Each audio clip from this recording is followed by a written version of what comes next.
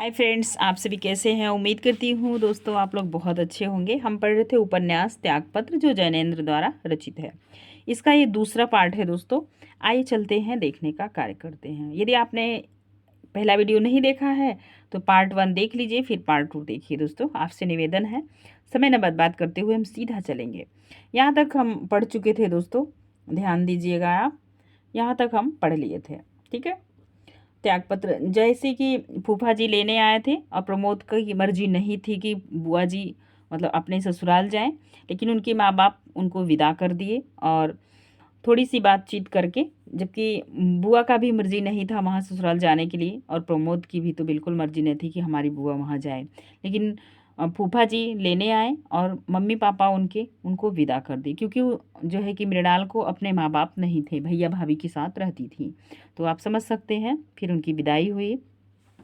फूफा फूफा ने बाबूजी को प्रणाम किया, वह मोटर में बैठ गए। मोटर ने घर घर की तूफान की और फूफा ने प्रमोद भाव से कहा, प्रमोद साहब आबाद अर्ज है, मैं मानो घूट पीता हुआ खड़ा था। तो दोस्तों यहाँ तक हम कर लिए थे। आज का वीडियो यहाँ से शुरू होगा।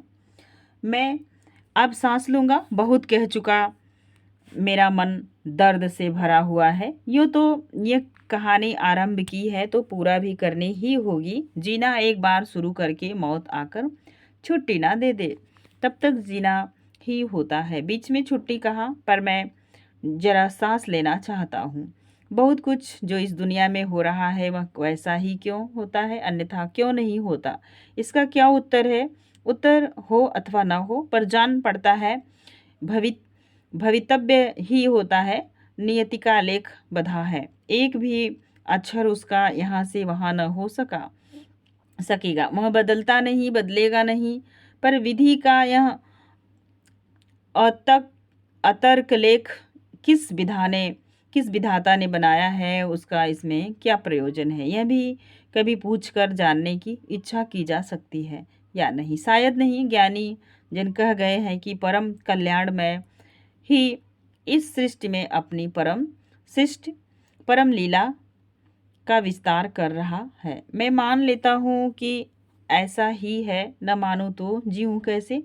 पर रह रह कर जी होता है कि पुकार कर कहूँ कि हे परम कल्याण, मैं तेरी कल्याणी लीलाओं में नहीं जानता हूँ।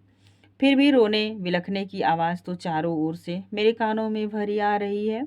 यह क्या है जो जगत पिता, तेरी लीला के नीचे यह सब आर्तनाद क्या है। लीला तेरी है, जीते मरते हम हैं, क्यों जीते हैं क्यों मरते हैं, हमारी चेष्टा हमारे प्रयत्न क्या है, क्यों है पूछे जाओ, उत्तर कोई नहीं मिलता। फिर भी उत्तर नीरव भाषा में सदा मुखरित है। भीतर उत्तर है, बाहर भी सब कहीं कहीं वहीं वह लिखा है। जो जानता है पढ़, जो जैसा जानता है वैसा ही पढ़े, वह उत्तर कभी नहीं चुकता है। अखिल सृष्टि स्वयं में उत्तर ही तो है। अपने प्रश्न का वह आप ही उत्तर है, पर उसे छोड़ें, कहें वह जो कहा जाता है। कहो कि जो है कर्मफल है। मैं अपनी व्यर्थ प्रतिष्ठा के ढूह पर बैठा हूँ। वह कृत्रिम है, दक्षिण है, हृदय वहाँ कहाँ है, यज्ञ वहाँ कहाँ है, लेकिन वही सब कुछ मुझे ऊंचा उठाए हुए है। नामी वकील रहा, अब जज हूँ, लोगों को जेल फांसी देता हूँ, समाज में माननीय हूँ। इस सब के समाधान में चलो यही कहो कि यह कर्मफल है, लेकिन सच पूछो तो मेरा जी जानता है कि वह कैसे कर्मों का फल है। कामयाब वकालत और इस जजी के इतने मोटे शरीर में क्या राई जितनी भी आत्मा है। मुझे इसमें बहुत संदेह है। मुझे मालूम होता है कि मैं अपने को खो सका हूँ, तभी सफल वकील और बड़ा जज बन सका। और वह मृणाल बुआ मेरी और वह मृणाल बुआ, लेकिन उस कहानी को तो जब कहना होगा तभी कहूँगा। मेरा मन रह रह कर त्रास से भर जाता है। समाज की जिस मान्यता पर मैं ऊंचा उठा हुआ खड़ा हूँ, वह स्वयं किसके बलिदान पर खड़ी है। इस बात को जितना ही समझ कर देखता हूँ, उतना ही मन तिरस्कार और ग्लानि से घिर जाता है। पर क्या करूँ, सोचता हूँ उस समाज की नींव को कुदेरने से क्या कुछ हाथ आएगा।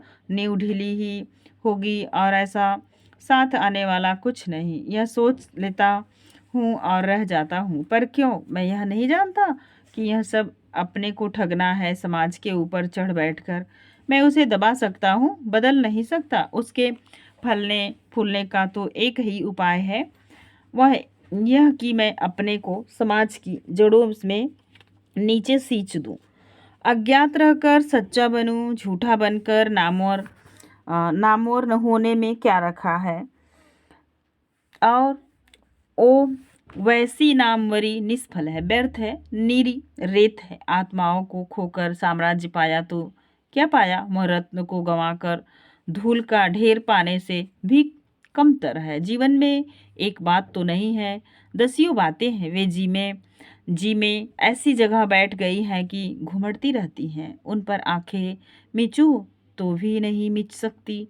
वे मेरे भीतर अनुकूल वाय में कभी कभी ऐसी सुलग जाती हैं कि उनकी लौ के प्रकाश में मैं देख उठता हूँ कि सच्चाई क्या है। तब मेरी जजी मुझे साफ दिखती है और जान पड़ता है वही प्रवंचना है। सच्चाई तो छोटा बनने में है, निरीह बनने में है, बलि बनने में है। बहुत कुछ देखा है, बहुत कुछ पढ़ा है, लेकिन वह सब झूठ है।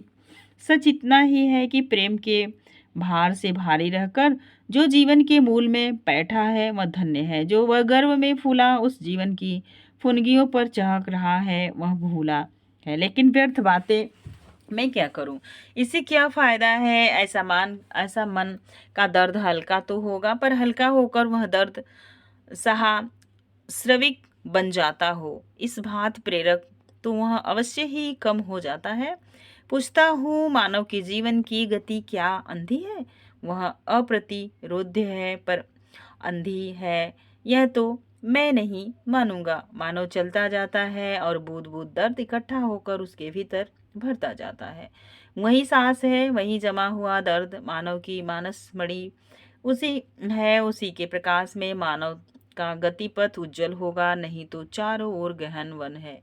किसी और मार्ग सूझता नहीं है और मानव अपनी क्षुधा त्रिपा द्वारा देश मान मोह में भटकता फिरता है। यहाँ जाता है, वहाँ जाता है, पर असल में वह कहीं भी नहीं जाता। एक ही जगह पर अपने ही जुए में बंधा हुआ कोल्हू के बैल की तरह चक्कर मारता रहता है। इतनी उम्र बिताकर बहुतों को मरते और बहुतों को जीते देखकर अगर मैं कुछ चाहता हूँ तो यह है कि भीतर का दर्द मेरा इष्ट हो। धन न चाहूँ, मन चाहूँ, धन मैल है, मन का दर्द पीयूष है, सत्य का विनाश और कहीं नहीं है। उस दर्द की सभार स्वीकृति में से ज्ञान की और सत्य की ज्योति प्रकट होगी। अन्यथा सब ज्ञान ढकोसला है और सब सत्य की पुकार अहंकार है। जो होता है उसके लिए दोष मैं किसी दूं विधाता को तो दोष दे नहीं सकता, क्योंकि उन तक मैं किसी प्रकार अपना धन्यवाद भी नहीं पहुंचा सकता। दोष दूं ही क्यों? अगर मेरे मन में दोष उठे बिना नहीं रहता तो उसे मैं किसी को भी क्यों दूं? स्वयं ही क्यों न ले लूं? मैं जान लूं कि चाहे कुछ भी हो हमारा दुख विधाता का ही दुख है, पर जो जगत की कठोरता का बोझ इच्छापूर्वक अपने ऊपर उठाकर सचमुच चुपचाप चलते हैं और फिर समय आने पर इस धरती माता से लगकर उसी भांति चुपचाप सो जाते हैं, मैं उसको प्रणाम करता हूँ। मैं उसको अभागा भी कह लूँगा, पापी भी कह लूँगा, लेकिन मैं उसको प्रणाम करता हूँ। बुआ जो अंत हुआ बुआ बुआ का जो अंत हुआ उस पर मैं क्या सोचूं? मैं कुछ नहीं सोचना चाहता। शायद जो हुआ ठीक इसलिए कि उसे अब किसी भी उपाय से बदला नहीं जा सकता। लेकिन इतना तो सोचा ही करता हूँ कि जो प्रेम उनसे मुझे प्राप्त हुआ था वह क्या किसी भी भांति भूला जा सकता है? और क्या वह स्वयं में इतना पवित्र नहीं है कि स्वर्ग के द्वार उसके समक्ष खुल जाए? लेकिन मैं नहीं जानता स्वर्ग नरक में, नहीं जानता विधाता के विधान को मैं नहीं जानता। बस इतना जानता हूँ कि मैं हृदयहीन न हो सका होता तो आज कामयाब वकील बनने के बाद जजी की कुर्सी में बैठना भी मेरे नसीब में न होता। उस रोज के बाद जब बुआ जमाल घोटे के बावजूद फूफा के साथ चली गई थी, मुद्दत तक उनसे मिलना न हुआ। नवी क्लास में आया, मैट्रिक पार कर लिया, कॉलेज में दाखिल होकर आखिरी भी कर चुका। नई परिस्थितियों में ली, नए दोस्त मिले, निगाह फैलती गई और जिंदगी की ख्वाहिशें मुंह खोलकर सामने आई। बुआ की याद धीमे धीमे धीमी हो गई। पहले तो मैं मचल मचल कर उनकी खबर माता पिता से पूछता रहा। मालूम इतना ही होता रहा कि अपने ठीक है, मौज से है, मैं अपने से पूछता रहा रह जाता था कि यह ठीक से होना, मौज से होना क्या चीज होती है। क्या बुआ प्रसन्न है? प्रसन्न है तो मैं इधर प्रसन्न क्यों नहीं हूँ, ऐसा मन में उठता था और बैठ जाता था। कुछ काल बाद पता लगा कि उन्होंने एक मृत कन्या को जन्म दिया। क्योंकि वो प्रेग्नेंट थी और उसी बीच उन्होंने अपने भतीजे प्रमोद से जमाल घोटा मंगवाया था। तो वो फिर जो है तबीयत खराब हुई, बहुत बिगड़ी, फिर उनके पति आए, उनको ले गए। और वहाँ जाने के बाद अब यही लेखक आपको बता रहा है कि जो बच्चा उनके पेट में था वो मृत कन्या हुई। कुछ काल बाद पता लगा कि उन्होंने एक मृत कन्या को जन्म दिया। उस जन्म देने में उनकी भी हालत मृतप्राय हो गई थी, पर जाको राखे साइयाँ, मार सके न कोई। उसका मरना आसान नहीं है, सो परमात्मा की दया से बच गई हैं। दया कहते जी कुछ रुकता है, फिर भी अदया तो उसे नहीं कहा जा सकता। एक दिन ऐसा हुआ कि मैंने माँ से पूछा, माँ बुआ का कोई हाल आया है? आपकी छुट्टी में मैं उनके पास जाऊंगा। सुनकर माँ फटी आंखों से मुझे देखती रह गई। बोली, न नहीं। मैंने आग्रहपूर्वक कहा, बताओ कोई बुआ का हाल नहीं आया है? माँ ने कुछ अतिरिक्त लापरवाही के साथ कहा, नहीं। मैंने कहा आया है? बोली, नहीं आया। नहीं आया क्यों मेरी जान खाए जा डालता है? मैंने कहा, क्या बात है, बतलाती क्यों नहीं हो? बोली, बात कह तो दिया कि बात कुछ भी नहीं है, वह अच्छी होंगी और क्या, अपना पढ़ना लिखना कुछ भी नहीं, जब देखो बुआ बुआ।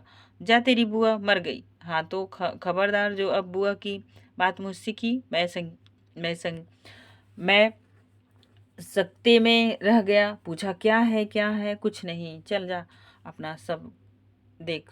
मैं किसी भांति माँ से कुछ न पा सका, वह कुछ कहती ही नहीं थी। बाबूजी से पूछा, वह भी जवाब में चुप रह गए।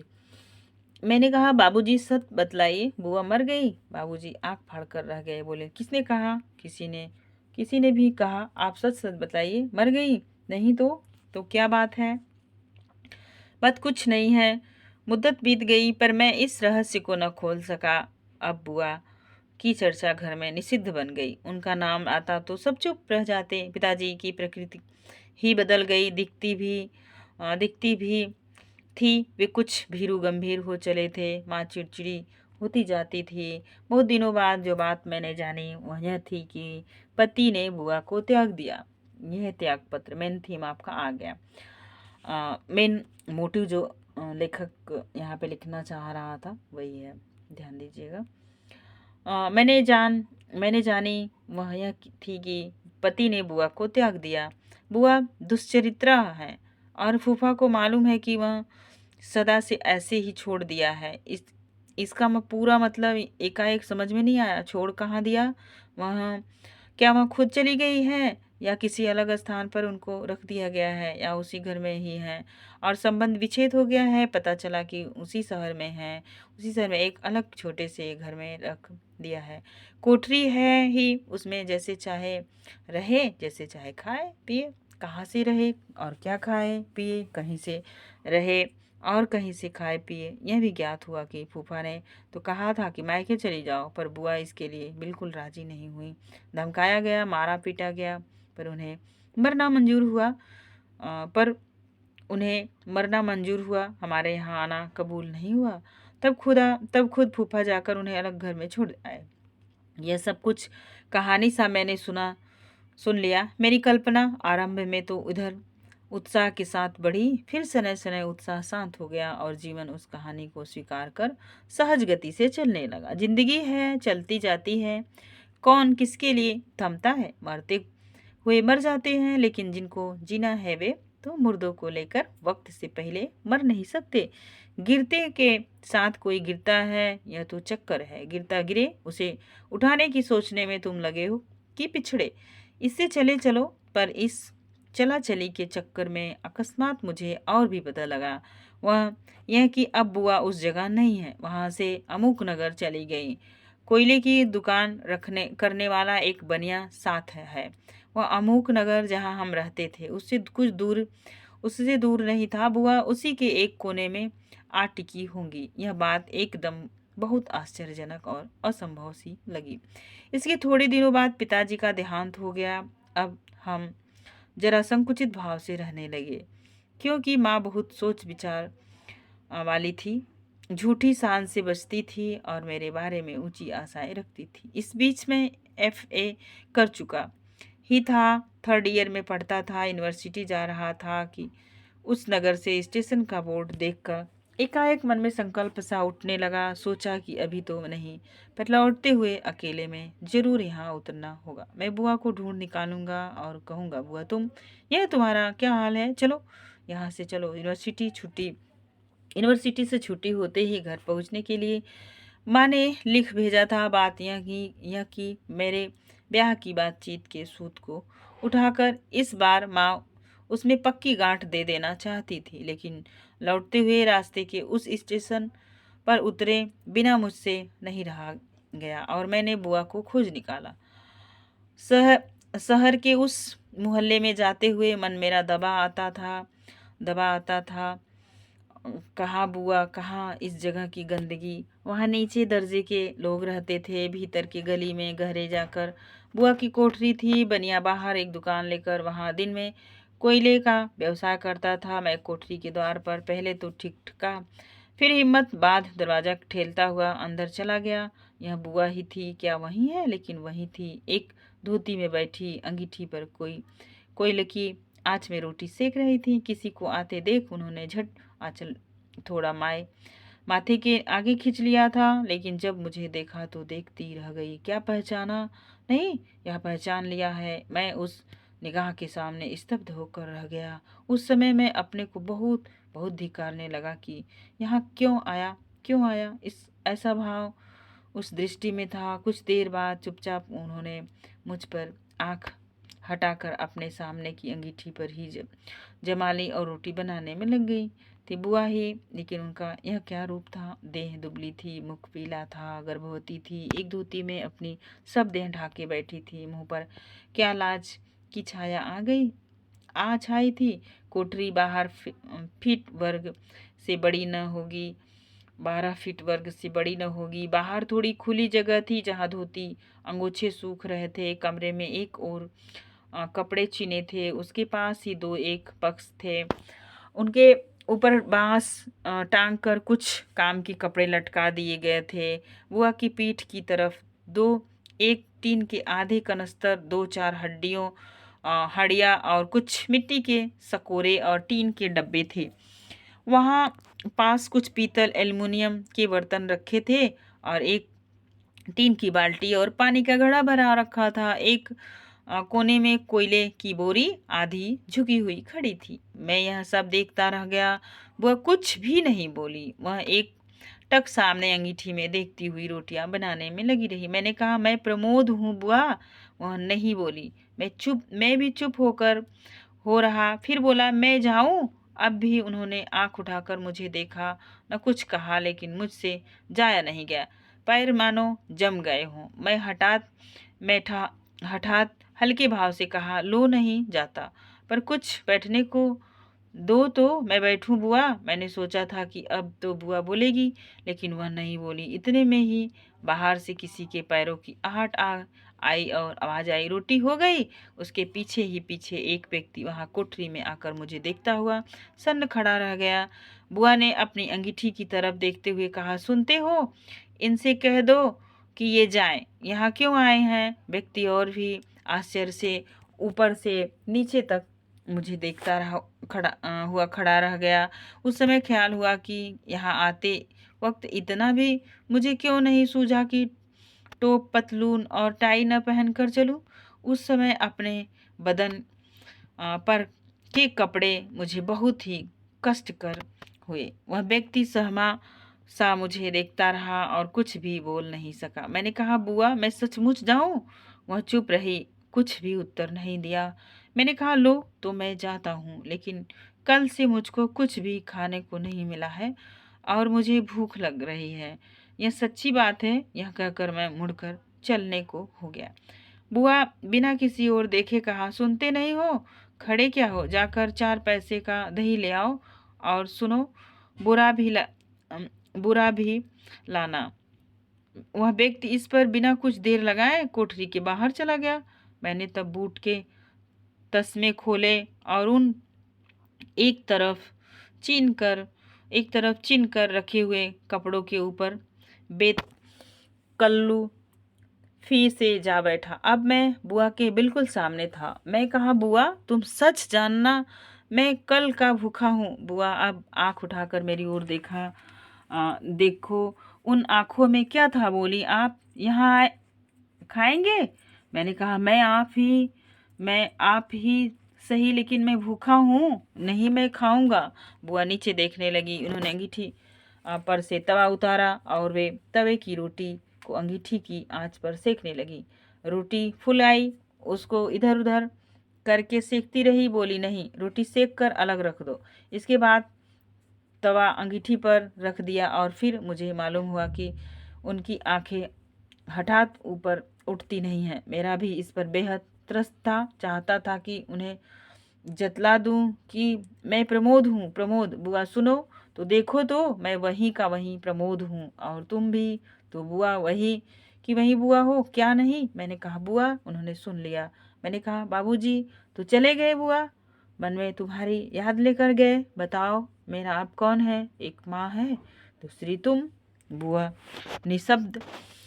निस्तब्ध भाव से बैठी ही रही, कुछ भी नहीं बोली। मेरे मन में हुआ कि मैं खुलकर सामने बिछ जाऊं कि बुआ कुछ कहे तो क्यों यूं मुझे सजा देती है।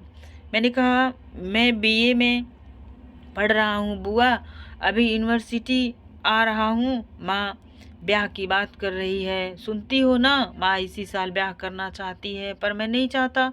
बीए पास नहीं करता तब तक मैं कुछ भी ऐसी वैसी बात नहीं सोचना चाहता। ठीक है, क्यों बुआ, तुम मत बोलो, लेकिन मैं तुम्हें बताए देता हूँ कि अभी मैं ब्याह नहीं करने का। पर वहाँ अम्मा से कोई भी मेरी तरफ की बात कहने वाला नहीं है। वह मुझे दबा लेती है। बुआ मेरे साथ जबरदस्ती हुई तो सच कहता हूँ कि मैं तुम्हें ही दोष दूंगा, मैं और कुछ नहीं जानता। मैंने देखा कि बुआ के हाथ बेलन पर शिथिल निष्क्रिय पड़ गए और तवे की रोटी फूलकर अब जलने की चेतावनी दे रही है। इतने में द्वार पर आहट आई। वह मानो चौंक कर सावधान हुई और चकले पर पड़ी हुई रोटी यथाविधि बेलने लगी। उसी समय उस व्यक्ति ने आकर दही और बुरा बुआ के पास ला रखा। बुआ ने कहा, अभी दुकान पर बैठो, सुना, खाने के लिए थोड़ी देर में आना। व्यक्ति सुनकर मुझे देखता हुआ बाहर चला गया।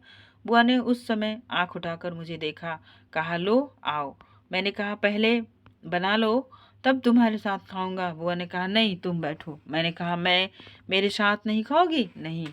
कब खाओगी? पीछे खाऊंगी। मैंने कहा, पीछे कब खाओगी? अभी नहीं खाओ, उनको खिलाकर खाऊंगी। मैं कुछ नहीं बोला, चुपचाप उठा, मुझे खुले कोट उतारकर बांस पर टांग दिए। थाली लेकर छड़ को सोचता रहा गया, कहाँ कैसे बैठूं? वहां से एक दरी ले लो ना और वहां पास डालकर बैठ जाओ। मैंने दरी ली और जहां बताया गया था बिछाकर बैठ गया। खाते समय बुआ ने पूछा, माँ अच्छी है? अच्छी है। यहाँ कहाँ ठहरे हो? स्टेशन पर, वेटिंग रूम में। सामान पड़ा है? कल ही आए? हाँ, कल ही आया। यहाँ की खबर किसने दी? लग गई। कब जाओगे? जब तुम चलोगी। सुनकर जैसे बिजली छू गई हो, चेहरा उनका एकदम फक हो गया पड़ा, जैसे लहू जम गया हो। निगाह नीचे डाल दी और वह कुछ नहीं बोली। मैं भी चुप हो गया। थोड़ी देर बाद मैंने कहा, चलोगी ना? बुआ ने इस बार मानो अत्यंत कठोर स्थिर भाव से मुझे देखते हुए पूछा, कहाँ? मैंने कहा, कहाँ क्या घर? बुआ उसी भाव से मुझे देखते रहकर कहा, माँ ने कहा है, मैं तो कह रहा हूँ। यह सुनकर मानो उन्हें धीरज बंधा, उनके चेहरे का कठिन भाव कुछ कम हो आया। बोली, पहले शादी तो कर लो, तब घर बनेगा, और उस समय कहने आओगे तब मेरे सुनने का भी वक्त होगा। मैंने जोर से कहा, मेरा घर मेरा नहीं है तो किसका है? वह धीर भाव से बिना उत्तर दिए मुझे देखती रही। मैंने पूछा, तो नहीं चलोगी? बुआ इस पर कुछ मुस्कुरा आई, बोली, तुम तो कहते हो बीए में पढ़ता हूँ, पर देखती हूँ तुमने अब भी कुछ नहीं सीखा। मैंने कहा कि नहीं सीखा तो नहीं सही, लेकिन मैं तुम्हें घर ले चलूँगा। बुआ ने कहा, अच्छा पहले खा लो तो फिर जो हो करना। मैंने कहा, तुम्हें पता है मैं 20 बरस का अब हो रहा हूँ, बालिग हूँ, घर का मैं मालिक हूँ, माँ है तो मेरी माँ है, मैं तुम्हें यहाँ कैसे रहने दूंगा? बुआ ने पूछा, तो तू जरूर ले चलेगा? जरूर ले चलूंगा। बुआ बुआ छड़ो रुछड़ रुक कर रुकी, फिर बोली, जरूर ले चलेगा तो सुन, मैं नहीं जाऊंगी, मैं नहीं जा सकती, तुम मुझको नहीं जानते हो।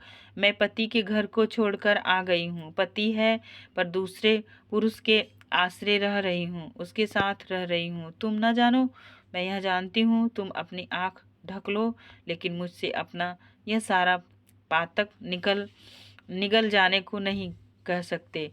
फिर जिनका साथ लेकर पति को छोड़ आई हूँ, उनको मैं छोड़ दूँ? उन्होंने मेरे लिए क्या नहीं त्यागा?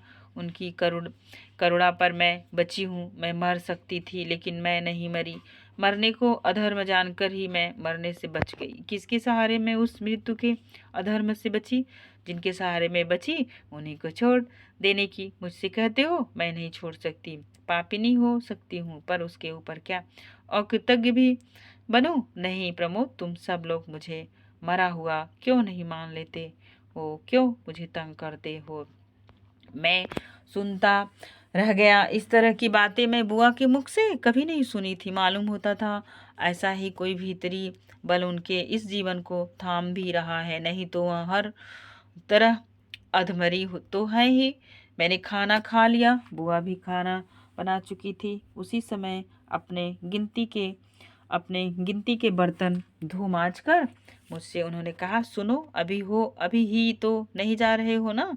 अभी ही तो नहीं, तो एक काम करो, बाहर की दुकान है, वहां से उन्हें खाने के लिए भेज दो। तुम इतने 5 मिनट वहां बैठना, फिर यहाँ आराम करके जाना, हो तो दोपहर बीते जाना। मैंने बाहर जाकर उस व्यक्ति को खाना खाने जाने के लिए कह दिया और स्वयं सोचने लगा कि इस कोयले की दुकान पर कहाँ बैठूं। एक टाट है जिस पर पिसा हुआ कोयला बिछा है, उस बिछावन पर मुझसे बैठा नहीं गया। मैं दुकान के आगे होकर टहलने लगा। विचित्र मोहल्ला था, वहाँ दिन शायद ही कभी होता हो। दिन में रात होती थी और रात में क्या होता होगा पता नहीं। सटी सटी कोठरियाँ थी, वे कोठरियाँ ही दुकान थी, और रात में वे ही ख्वागार। किसी पर सस्ती बिसाइत की चीजें हैं तो किसी पर बासी साग भाजी और चुचके फल रखे हैं। कहीं नाई है, कहीं हाथ की मशीन लिए दर्जी बैठा है, अमेरिकन तर्ज के कपड़े सी रहा है। यहाँ आसमान भी एक गली बन जाता है और काल की गिनती रातों के हिसाब से होती है। मैं बीए का विद्यार्थी, पेंट पर सिर्फ कमीज और कमीज पर सिर्फ टाई लगाए उस दुकान के आगे टहलता हुआ बुआ की ओर, उनके चारों ओर की इस परिस्थिति को विचित्रता पर बिना सोचे जाने क्या क्या न सोचता रहा। इतने में उस व्यक्ति ने आकर कहा कि अब आपको बुला रही हैं। मैं चलने लगा, तब एकाएक लगभग मुझे वहां से पकड़कर रोकते हुए उसने कहा, 1 मिनट, बस 1 मिनट। यह कहकर मुझे वहीं छोड़ लपकते हुए वह आगे बढ़ गया। लौटा तो उसके हाथ में कागज में लिपटा एक पान था। उसे सामने करके कहा, लीजिए। मैंने चुपचाप पान ले लिया। सुरती मैंने कहा, जी नहीं, और कुछ नहीं चाहिए। वह मुझे शायद संकुचित नहीं रखना चाहता था। उसने अपनी बड़ी की जेब में हाथ डाला और वहां से एक डिबिया निकालकर उसे खोलकर मेरे सामने पेश करते हुए कहा, बनारसी सुरती है बाबू। मैंने कहा, मैं इतने रुपए शेर वाली है बाबू, खास बनारसी। बनारसी का मतलब बनारस दुकान की। मुझे याद नहीं रहा कि ठीक कितने रुपए शेर वाली वह सुरती थी। जरूर वह सुरती अच्छी ही रही होगी। उसे इनकार करने की लाचारी पर मैं कुछ लज्जित हो आया। मैंने वहाँ जी में कहा, जी मैं। व्यक्ति ने सदैव भाव से मेरी असमर्थता पर हंस दिया। हे मैं चला आया, आकर देखा कि कपड़ों का ढेर अपने स्थान से सरका दिया गया है और नीचे गुदगुदा करने के लिए कई कपड़े डालकर ऊपर एक नई सी सुजनी को ठीक ठीक बिछाने में बुआ लगी है। मुझे आते देखकर कहा, आओ अब जरा लेट लो। मैंने पूछा, तुमने खाना खा लिया? अभी खाती हूँ। तो खा लो। बस खाती हूँ, तुम यहाँ बैठो। तो मैं बिछी सुजनी पर आप बैठा। उन्होंने दूर से ही दो तकिए मेरे सामने डाल दिए। कहा, लेट न जाओ? मैंने कहा, लेट जाऊंगा। इस पर बिना कुछ कहे एक वे अवशिष्ट जूठी थाली को मांजने लगी। मांजकर फिर उसी थाली में खाना परोस लेकर मुझे अपनी ओर देखते हुए देखकर बोली, आओ आप साथ दोगे? मैंने कहा, मेरा साथ तो तुमने दिया नहीं। बोली, अब तुम साथ नहीं दे सकते? मैंने कहा, देख लिया बुआ, तुम मेरा साथ नहीं चाहती, तुम्हारे साथ के लायक मेरा क्या मुंह है। कहकर वे थाली उठाकर कोने में चली गई। खा पी कर तभी बर्तन मांजने लगी। मैंने कहा, यह पीछे नहीं हो सकता? बोली, अभी 2 मिनट में सब हुआ जाता है। मैं उधर से आंख मोड़कर तकिया दबा करवट लेकर पड़ रहा। उस समय मैंने यह भूल उस समय मैं यह भूल गया कि मेरा आने वाला कल इस आज की ही भात नहीं होने वाला है। जाने वह कैसा हो। भूल गया कि कुछ देर बीतते ही न बीतते मुझे इस परिस्थिति से अपने को तोड़ लेना है। ऐसा मालूम हुआ कि मैं यहीं का हूँ, यहाँ ही होने के लिए हूँ और इसके इधर उधर मेरे लिए कुछ भी स्वाभाविक नहीं रह गया। कहाँ मेरा कॉलेज है, कहाँ विवाह की बातचीत, कहाँ माँ और मेरे अपने जीवन के मंसूबे क्या वे सचमुच कहीं भी है? मानो कहीं कुछ न रहा हो। भविष्य की आवश्यकता ही मिट गई।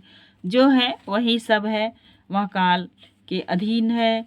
यह तब ज्ञान ही न रहा, ऐसा भी न अनुभव हुआ कि वाद विवाद द्वारा, प्रश्नोत्तर द्वारा, सफाई और तफसील द्वारा भरने के लिए कोई अंतर भी हमारी परस्पर की स्थितियों के मध्य बाकी बचा हुआ है।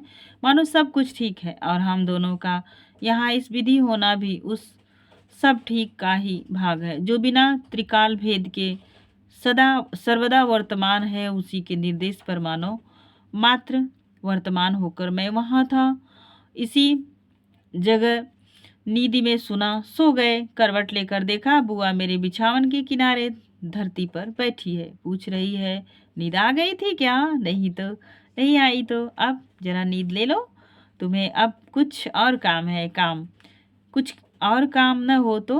काम की तो कमी नहीं है, लेकिन वह देखा जाएगा। पर बुआ तुम यहीं बैठो, काम आज छोड़ तो दिया है और बैठी भी हूँ। मेरे मन में उस समय बहुत से प्रश्न थे। आज जो बुआ की व्यवस्था है उसके लिए वे स्वयं जिम्मेदार नहीं है, यह बातचीत पूरी तरह नहीं मान पाता था।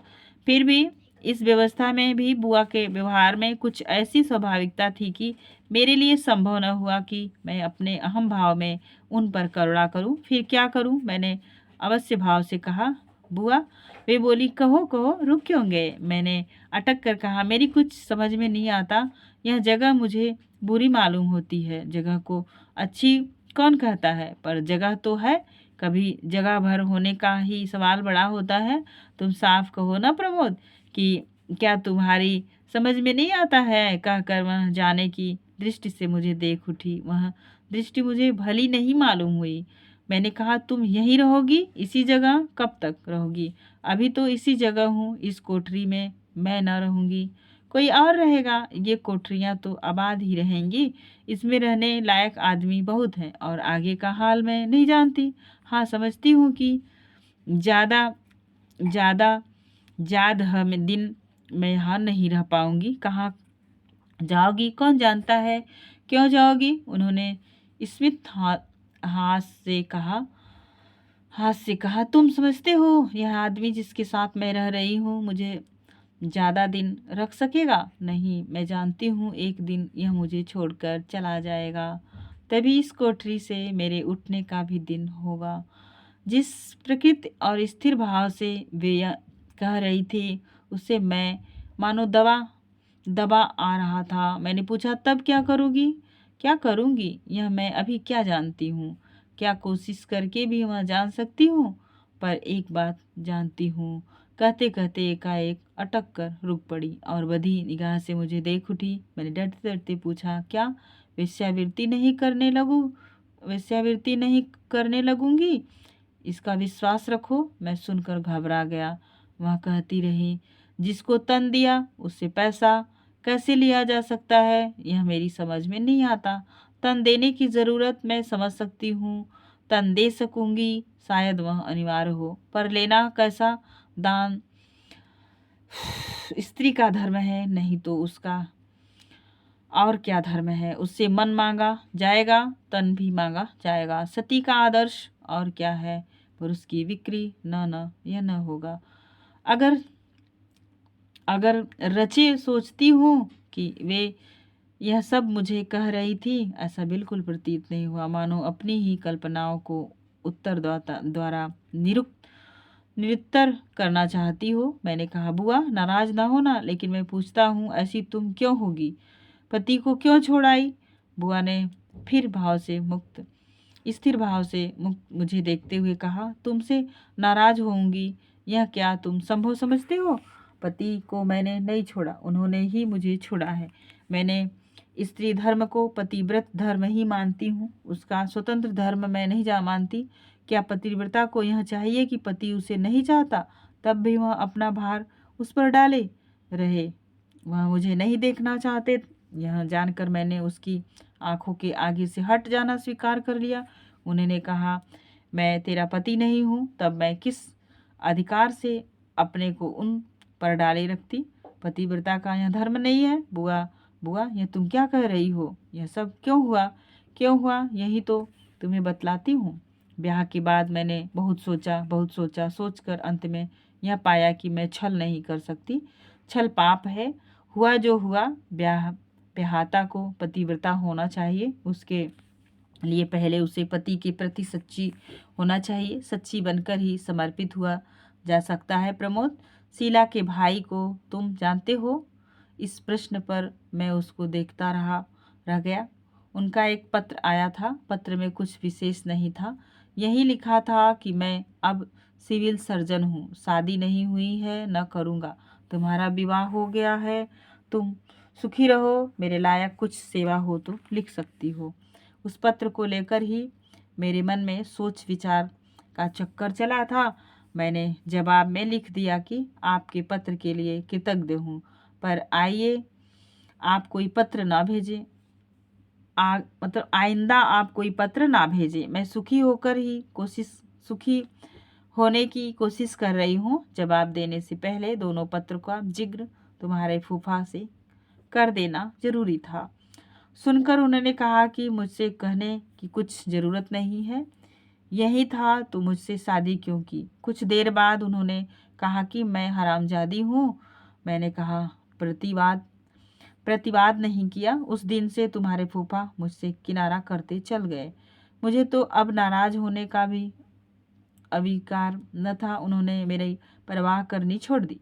मैं इस योग्य थी भी, उनकी परवाह का अधिकार मुझे क्या था? काम करती थी और जो मिलता उससे पेट भर कर पड़ रहती थी। पर मुझे ऐसा लगा कि उनकी आंखों में अब भी मैं कांटा हूँ। इसकी वजह भी मुझे दिखी कि मेरी उपस्थिति उनको खटके। यह देखकर मैंने एक रोज़ उनसे जाकर कह दिया कि मुझे आप चाहें तो घर में से दूर कर सकते हैं। उन्होंने कहा, हाँ जाओ, आप अपने मायके चली जाओ। मैंने कहा, वहाँ से तो मैं कट आए कर आ गई हूँ, आपकी खुशी से तो मैं वहाँ जा सकती हूँ, आपकी नाराज़ी में वहाँ जाना मेरा धर्म नहीं है।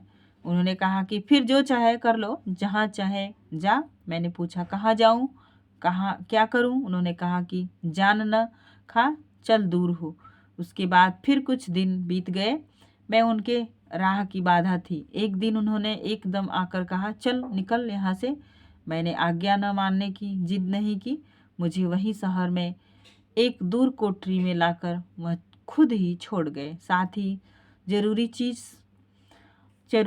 चीज़ वस्त्र भी उन्होंने लाकर दे दी थी। यह कुल कहानी है। मैं बुआ की तरफ देखता रहा। उनके चेहरे पर कोई मैल नहीं दिखी। मुझे हैरानी थी, मानो जो हुआ उसकी शिकायत उन्हें नहीं है। मैंने बड़े क्लेश से कहा, तुम घर क्यों नहीं आ गई बुआ? इस आदमी के साथ बसने के लिए यहाँ क्यों चली आई? बोली, प्रमोद मैं तुझे कैसे बताऊं, मैं घर नहीं आ सकती थी। एक बार घर आकर मैं समझ गई थी कि वैसे मायके जाना ठीक नहीं है। स्त्री जब तक ससुराल की है तभी तक मायके की है। ससुराल से टूटी तब मायके से तो आप ही में टूट गई थी। मैं विस्मय से उनकी ओर देखता रहा। उनके शब्दों का कुछ विशेष अर्थ मुझे नहीं मिलता था। उससे इससे मुझे रोष भी आया। मैंने कहा, यह क्या कर कह रही हो? तुम घर नहीं जा सकती थी? यहाँ आकर एक अन्य पुरुष के साथ बस सकती थी? यह कैसी बात कहती हो? घर तो है, हाँ, घर तो हाँ नहीं जा सकती थी। एक अन्य पुरुष के साथ यहाँ बसने की बात मैं नहीं जानती, लेकिन वह पुरुष अन्य क्यों है? अन्य क्यों है? हाँ, अन्य तो वह नहीं है। यहाँ क्या अन्य भाव से मैं उसके व्यवहार करती दिखती हूँ? वह पति है। पति मैं नहीं जानती, लेकिन मेरा अस्तित्व मेरे लिए नहीं है। इस समय तो बेशक मैं उस पुरुष की सेवा के लिए हूँ। सेवा, हाँ, सेवा क्यों नहीं? मैं जब वहाँ कोठरी में अकेली थी तब मरी क्यों नहीं? क्या यह जानते हो? मैंने सोचा था और चाहा था कि मैं मर ही जाऊंगी। ऐसा जीने में क्या है? लेकिन एकाएक मुझको पता लग आया कि जिसने जीवन दिया है, मौत भी उसी की दी हुई मैं ले सकती हूँ। अन्यथा अपने अहंकार के वश में मरने वाली मैं कौन होती हूँ? भूख से मरना पड़े तो मैं मर भी जाऊं, पर सोच विचार कर अवधान कैसे कर सकती हूँ? ऐसे समय भूख के तीसरे रोज इसी आदमी ने खतरा उठाकर मुझे पूछा था। उस आदमी के यूं पूछने में क्या बुराई थी? शायद मेरे रूप का लोभ तो उसे था, लेकिन उसके लिए मैं उसे दोष क्या देती? वह विघ्नों की तरफ अब होकर मेरे पास आया। उसका अपना परिवार था, मेरी झोली थी, मेरी मेली जुली थी। उसकी ओर से लापरवाह होकर ताने और धमकी सहकर पहले चोरी फिर उजागर उसने मुझे सहायता दी। उसकी चोरी में मेरा भाग न था और सहायता और कुछ नहीं। यही कि कोयला ला दिया, सीधा लाकर रख दिया और ढारस की दो एक बातें कह दी। मैंने मैंने नौत से तो मुंह मोड़ ही लिया था, पर उधर से मुंह मोड़कर जीने के संकल्प की और उन्मुख हुई। तभी सामने इस आदमी की सहायता आ गई। उससे मुंह मोड़नी तो किस न्याय पर? मैंने उस सहायता को कृतज्ञता के साथ अंगीकार कर लिया। प्रमोद, तुमने उसे देखा तो है? मेरे रूप का लोभ उस पर चढ़ता गया, वह नशा हो गया। मुझे उस समय उस पर बड़ी करुणा आई। प्रमोद, तुम्हें कैसे बताऊं? तुम बालक हो, लेकिन इस अभागे आदमी का मद उस पर इतना सवार हो गया कि मैं नहीं कह सकती। अपने परिवार को वह भूल गया, अपने कारोबार को भी भूल गया। मेरे लिए सब स्वाहा करने पर तुल पड़ा। एक रोज मुझसे बोला, चलो भाग चले। मैं उसे बोध देती तो क्या मैं सुनता? गर्म तवे पर जैसे जल की बूंद छिटक रहती है, वैसे ही मेरी ओर से कोई ठंडा बोध तब स्फोट ही पैदा करता। मैंने उस बेचारे से पूछा, कहाँ चलोगे? बोला, जहाँ कहो चलूँ। मेरी प्यारी, तुम मेरी सर्वस्व हो। जैसी मैं उसकी प्यारी थी वैसी प्यारी हूँ। वह मैं ही जानती हूँ। उसे अपने मोह का ही प्यार था, लेकिन उसे इसका पता न था। उस समय के मेरे जी की हालत मत पूछो। ऐसा त्रास मैंने बहुत कम पाया। उसका प्रेम स्वीकार करने की कल्पना भी दुर्विसह थी, पर उसका दायित्व क्या मुझ पर न था? और यह भी ठीक है कि उस समय उसका सर्वस्व मैं ही थी। मैं उसके हाथ से निकलती तो वह अनर्थ ही कर बैठता, अपने को मार लेता, या शक्ति होती तो मुझे मार देता। सच कहती हूँ प्रमोद कि उस समय उस आदमी पर मुझे इतनी करुणा आई कि मैं ही जानती हूँ मैं उसके साथ भ्रम को किसी भांति न तोड़ सकी कि मैं उसकी हूँ, उस पर मुग्ध हूँ। ऐसा करना निर्दयता होती। मेरे पास जो कुछ बचा खुचा था मैंने उसे सौंप दिया। 1200 से ज़्यादा का वह माल न होगा। सब कुछ उसे देकर इस जगह का नाम मैंने सुझाया और कहा, वह दूर जगह है, वहीं चलो। जानते हो प्रमोद, इस जगह का नाम क्यों बताया? इसलिए कि मैं जानती थी कि जगह तुम्हारे पास है और एक ना एक रोज मैं तुम्हें जरूर देख पाऊंगी। मैं बुआ को देखता रह गया।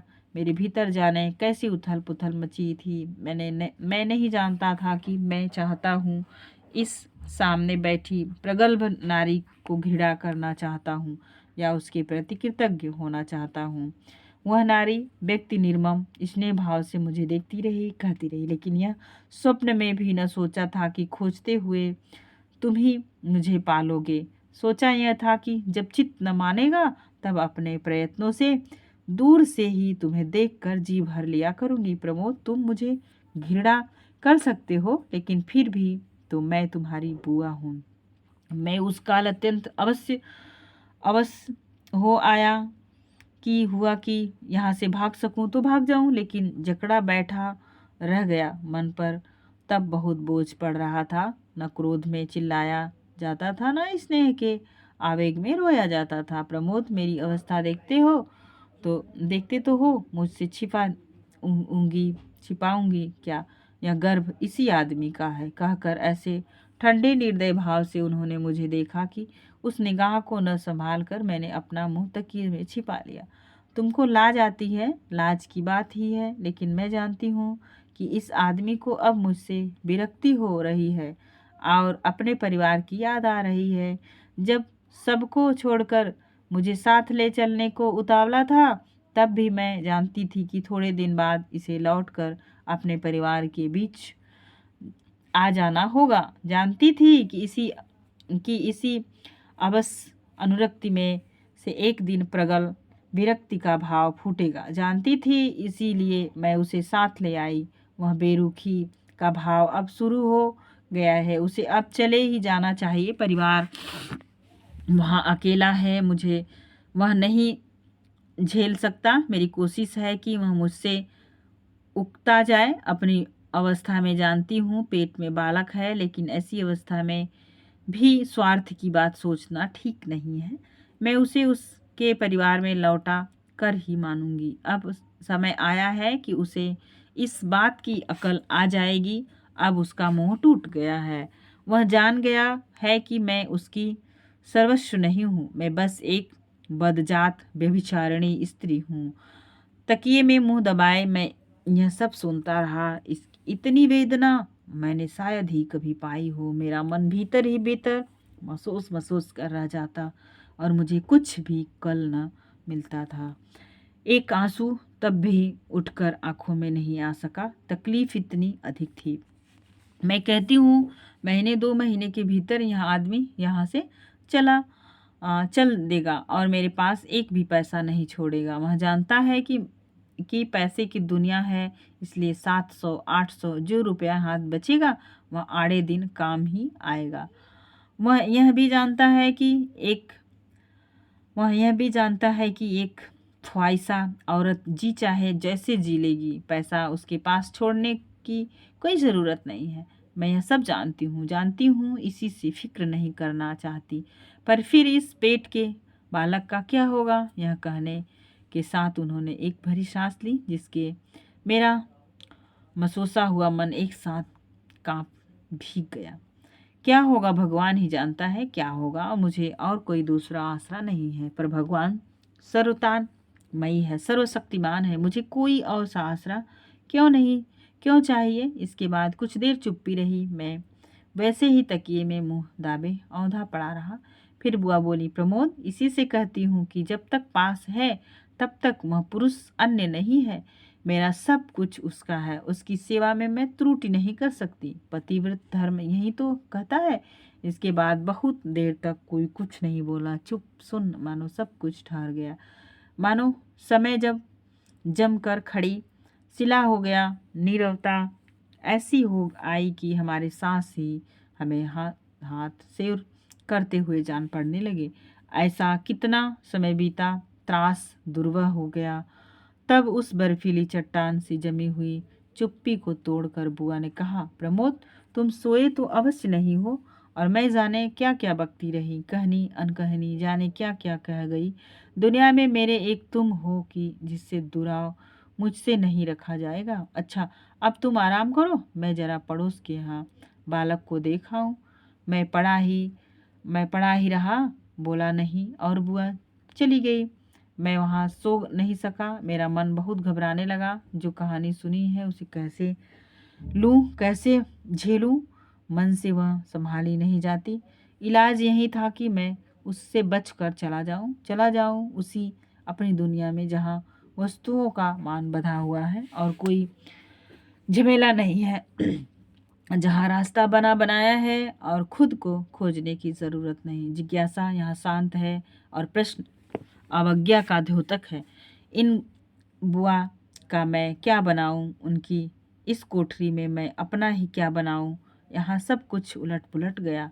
मालूम होता है पति गृह को छोड़कर यहाँ गंदे व्यभिचार में रहने वाली नारी पति धर्म की बात करती है और उसको सुनता हुआ एक पढ़ा लिखा मुझ जैसा समझदार युवक उस नारी को लांछित नहीं करता, बल्कि उसके प्रति और खींच कर रह जाता। ओह, असहाय है यह, एकदम गलत है, बिल्कुल गलत है। मैं चला जाऊंगा, मैं नहीं रहूंगा यहाँ। बुआ घर नहीं चलेंगी, देख लिया, मैं उन्हें घर नहीं ले जा सकता हूँ। मैं उन्हें उनकी राह से क्या एक पग भी इधर उधर कर सकूंगा, मुझे नहीं मालूम। मैं शायद कुछ नहीं कर सकता, वह मुझे कुछ नहीं करने देगी। उनकी मति उलट गई है, वह नहीं सुधरना चाहती। तब मैं उन्हें क्या सुधारूं? और तो और मुझे इसी में शंका होने लगी कि सुधार की ज़रूरत उनमें है कि मुझ में है। यह शंका असहाय थी। मैं बीए में पढ़ने वाला युवक उच्च विचारों में रहता था, उच्चता की तरफ देखता था। मैं अपने महत्व से भरा था, उस महत्व से कुछ इधर उधर जिसे निचाई समझता हूँ वहाँ भी कुछ सच्चाई है। यह नहीं जानना चाहता था, जानकर सहना नहीं चाहता था। मुझको बड़ा जो बनना था। मैं लेटे लेटे सहसा उठा, अपने नीचे बिछे हुए कपड़ों को एक एक कर उठाया और तह करके चिन कर रख दिया। सोचने लगा कि इस कमरे की व्यवस्था को संपूर्ण बनाने के लिए क्या मैं कुछ और नहीं कर सकता हूँ, पर ऐसा कोई काम नहीं सूझा। कमरे की सब चीज़ें ठीक अपनी अपनी जगह थी। साफ कमरे को एक बार और भी अपनी ओर से झाड़ू देकर साफ कर जाऊं। सोचा इसमें कुछ हरज नहीं है। जूता पहनकर और उसके तस्मे बांध कर बुहारी ले मैं यही काम करने लगा। बिल्कुल चुपचाप वहाँ से चले जाने का साहस नहीं होता था। जी की कृतज्ञता कुछ तो व्यंग हो नहीं, बहुत भारी मालूम होती थी। लेकिन झाड़ू लेकर चुन कर चुन चुक न पाया था कि बुआ आ पहुंची। मैं बहुत लज्जित हो गया और जल्दी से मैं झाड़ू हाथ से अलग कर ऐसा खड़ा हो गया कि जैसे मैं बिल्कुल निर्दोष हूँ, गलती से अभियुक्त के कटघरे में खड़ा हूँ। प्रमोद, यह तुम्हें क्या सूझ गया? क्या अभी चले जा रहे हो? सोए नहीं? हाँ, अब जाना तो चाहिए, पर कमरे में ऐसा कूड़ा तो बहुत नहीं मालूम होता कि बुहारी की ज़रूरत हो। और क्यों भाई, क्यों अब जाना ही चाहिए? घर पर माँ ने बुलाया है। मैंने कहा था ना कि ब्याह की बातचीत है, सो जाना है। ब्याह की बातचीत? मैंने कहा तो था, मैंने सुना न होगा। तो ब्याह की बातचीत चल रही है। तेरे ब्याह में तो मैं भी शरीक होना चाहती थी कि क्या माने ज़रूर शरीक होंगी। इन्होंने लज्जित वाणिज्य में कहा। हाँ रे, ज़रूर शरीक होंगी। मैंने कर्म जो ऐसे किए हैं, बातचीत पक्की हो गई। मेरे बिना कैसे हो जाएगी बुआ? और मैं अभी ब्याह नहीं करूँगा। उन्होंने बात आगे न बढ़ने दी। कहा, अब कब जाएगा? अभी गाड़ी अभी जाती है। इस वक्त उत्तर न देकर मैंने पूछा, बुआ सच तुम ब्याह में भी न होगी? कैसे आऊँगी? कैसे, क्या होता है आने की तरह से आओगी? मैं समाज की बिल्कुल परवाह नहीं करता। तुम परवाह नहीं करोगे भाई तो चल सकता है, लेकिन मैं तो ऐसा नहीं कर सकती कि परवाह ना करूं। मैं समाज को तोड़ना फोड़ना नहीं चाहती। समाज टूटे कि फिर हम किसके भीतर बनेंगे या किसके भीतर बिगड़ेंगे। इसलिए मैं इतना ही कर सकती हूँ कि समाज से अलग होकर उसकी मंगल कक्षा में खुद ही टूटती रहूं। क्या कभी सोचा था कि तुम्हारा ब्याह होगा और मैं अलग मन महसूस कर रह जाऊंगी, लेकिन चलो जो होना है होगा ही।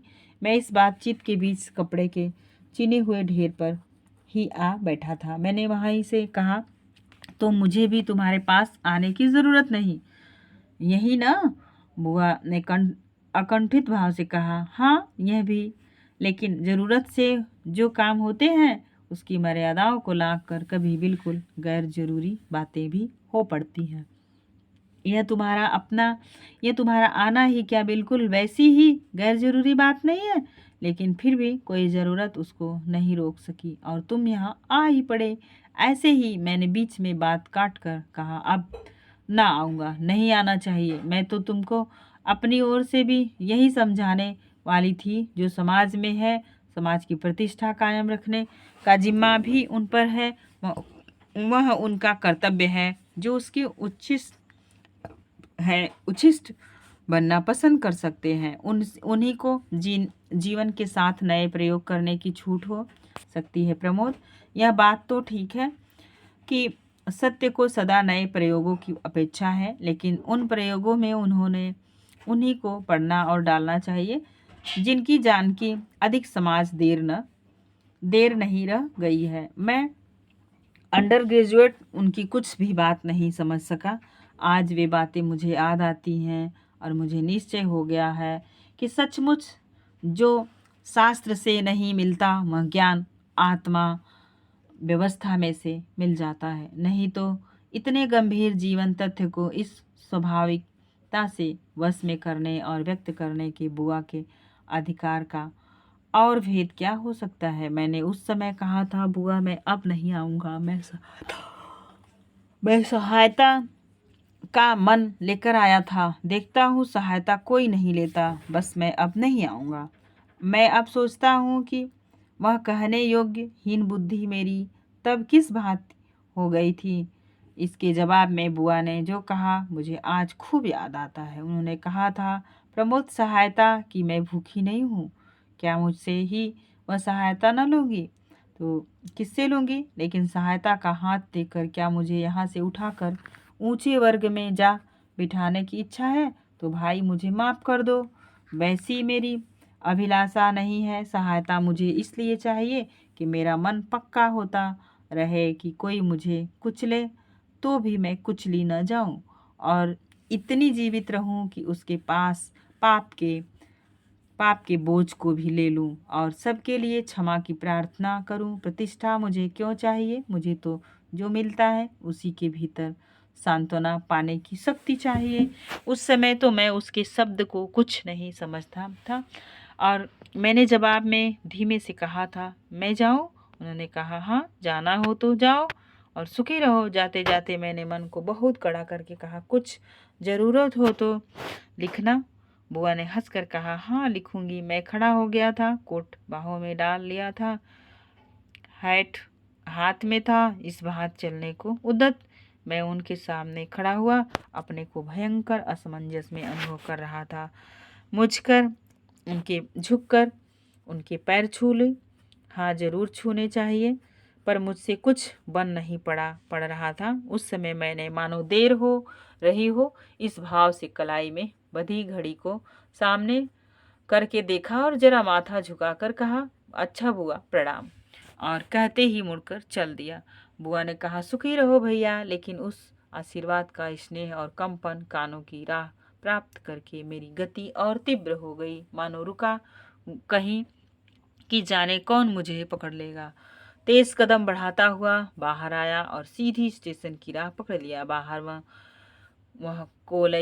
वो कोयले की दुकान दिखी, जहां वह व्यक्ति तराजू की डंडी पर हाथ रखे हुए ग्राहक को कोयला तौल रहा था। इस भय से कि वह मुझे देख न ले, झटपट नीचे आंख डालकर मैं और तेज चाल से बढ़ता ही चला गया। घर में दृश्य साथ है। घर पर माँ ने पूछा, कहाँ रह गए थे?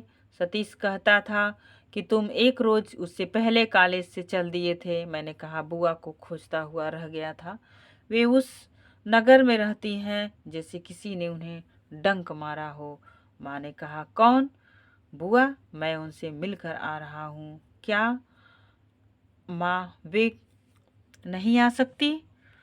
माँ ने जोर से कहा, सुन प्रमोद, तेरी बुआ अब कोई नहीं है, मेरे सामने उसका नाम न लेना। लेकिन सुनती हो अम्मा, मैंने कहा, मैं उनको भूल नहीं सकता। माँ ने कहा, तू जो चाहे कर, पर खबरदार जो मुझसे उनकी बात कही, कुलबोरन कहीं की। बुआ के नाम पर माँ के भीतर जो कष्ट था उसका अनुमान लगाना मुश्किल है। वह कष्ट ही उनके शब्दों में प्रकट हो रहा था, लेकिन तब मैं यह नहीं समझ सका था और उसी बात को लेकर माँ से मन में कुछ दूरी बना बैठा था।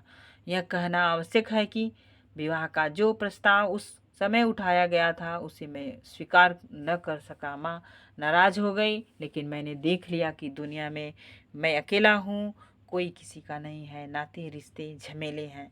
जिंदगी बहती चली गई, बीए का इम्तिहान नज़दीक आ था और मैं पोजीशन लाना चाहता था। बुआ की याद को मन में गहरी बैठाने से बचना चाहता था।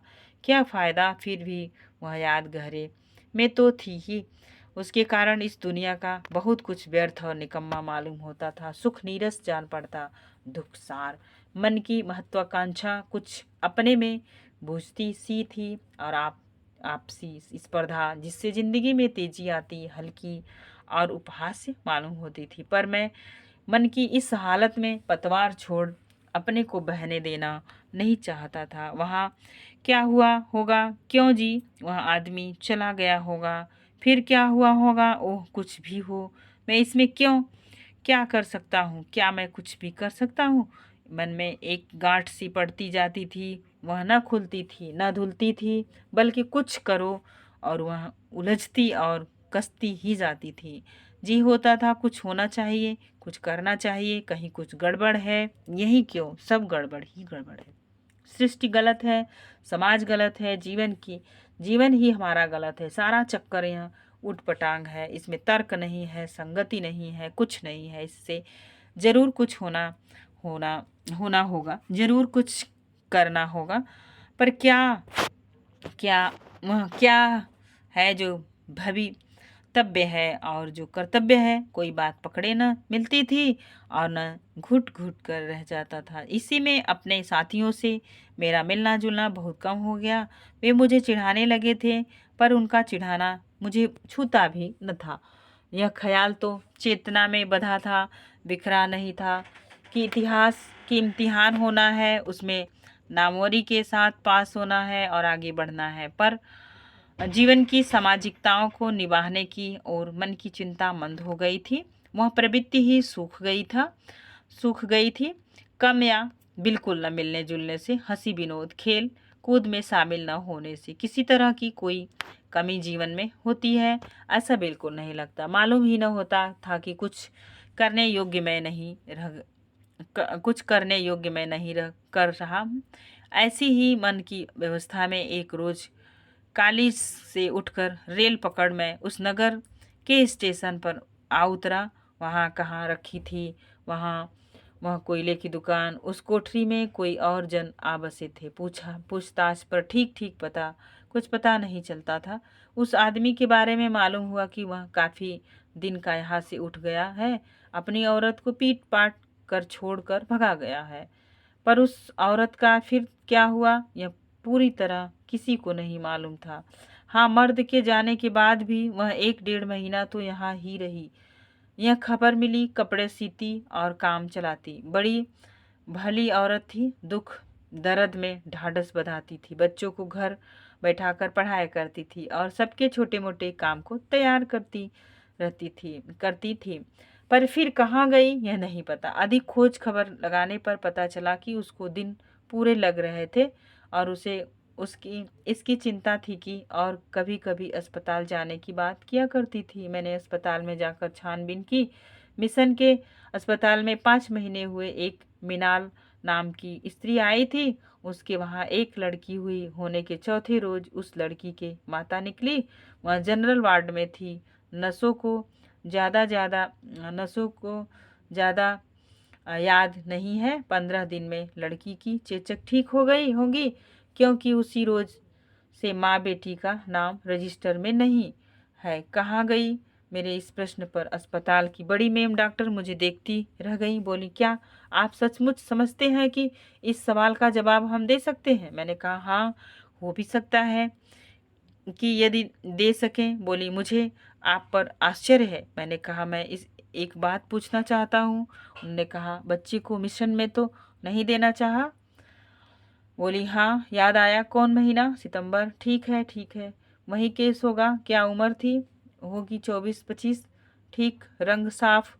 हाँ, अच्छा रंग था। ठीक ठाक, वही केस है। हमसे वह कुछ काम भी मांगती थी। नर्स बनने को तैयार थी। अंग्रेजी भी जानती थी। ना अच्छी लड़की थी, मुझे याद है।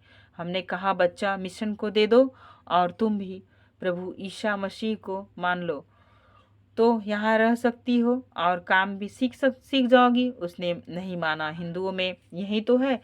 वह तुम्हारी कौन है? उसको समझाना, यीशु खुदा का नाम, खुदा का नबी है, दुनिया को सच्ची राह बतलाने वाला वह है। उस पर ईमान लाना चाहिए। मुझसे समझे, उसको समझाना। मैंने पूछा, तब फिर क्या हुआ? वह नहीं रही, चली गई। हाँ, यहाँ से चली गई। इसके आगे शायद आपकी मदद करने में मैं असमर्थ हूँ। मेरी परीक्षा के दिन निकट आ गए थे। मैं ज़्यादा दिन वहाँ नहीं दे सका, चला आया। अब मैं तो पढ़ रहा था। मुझको यह बात बहुत विचित्र मालूम होती थी। छुटपन में भी जिन बुआ के इतने पास था, उन्हीं को अब खोज कर भी नहीं पा सकता। वही जो मुझे इतना दुलार करती थी, अब शायद मुझसे बे बचनी है।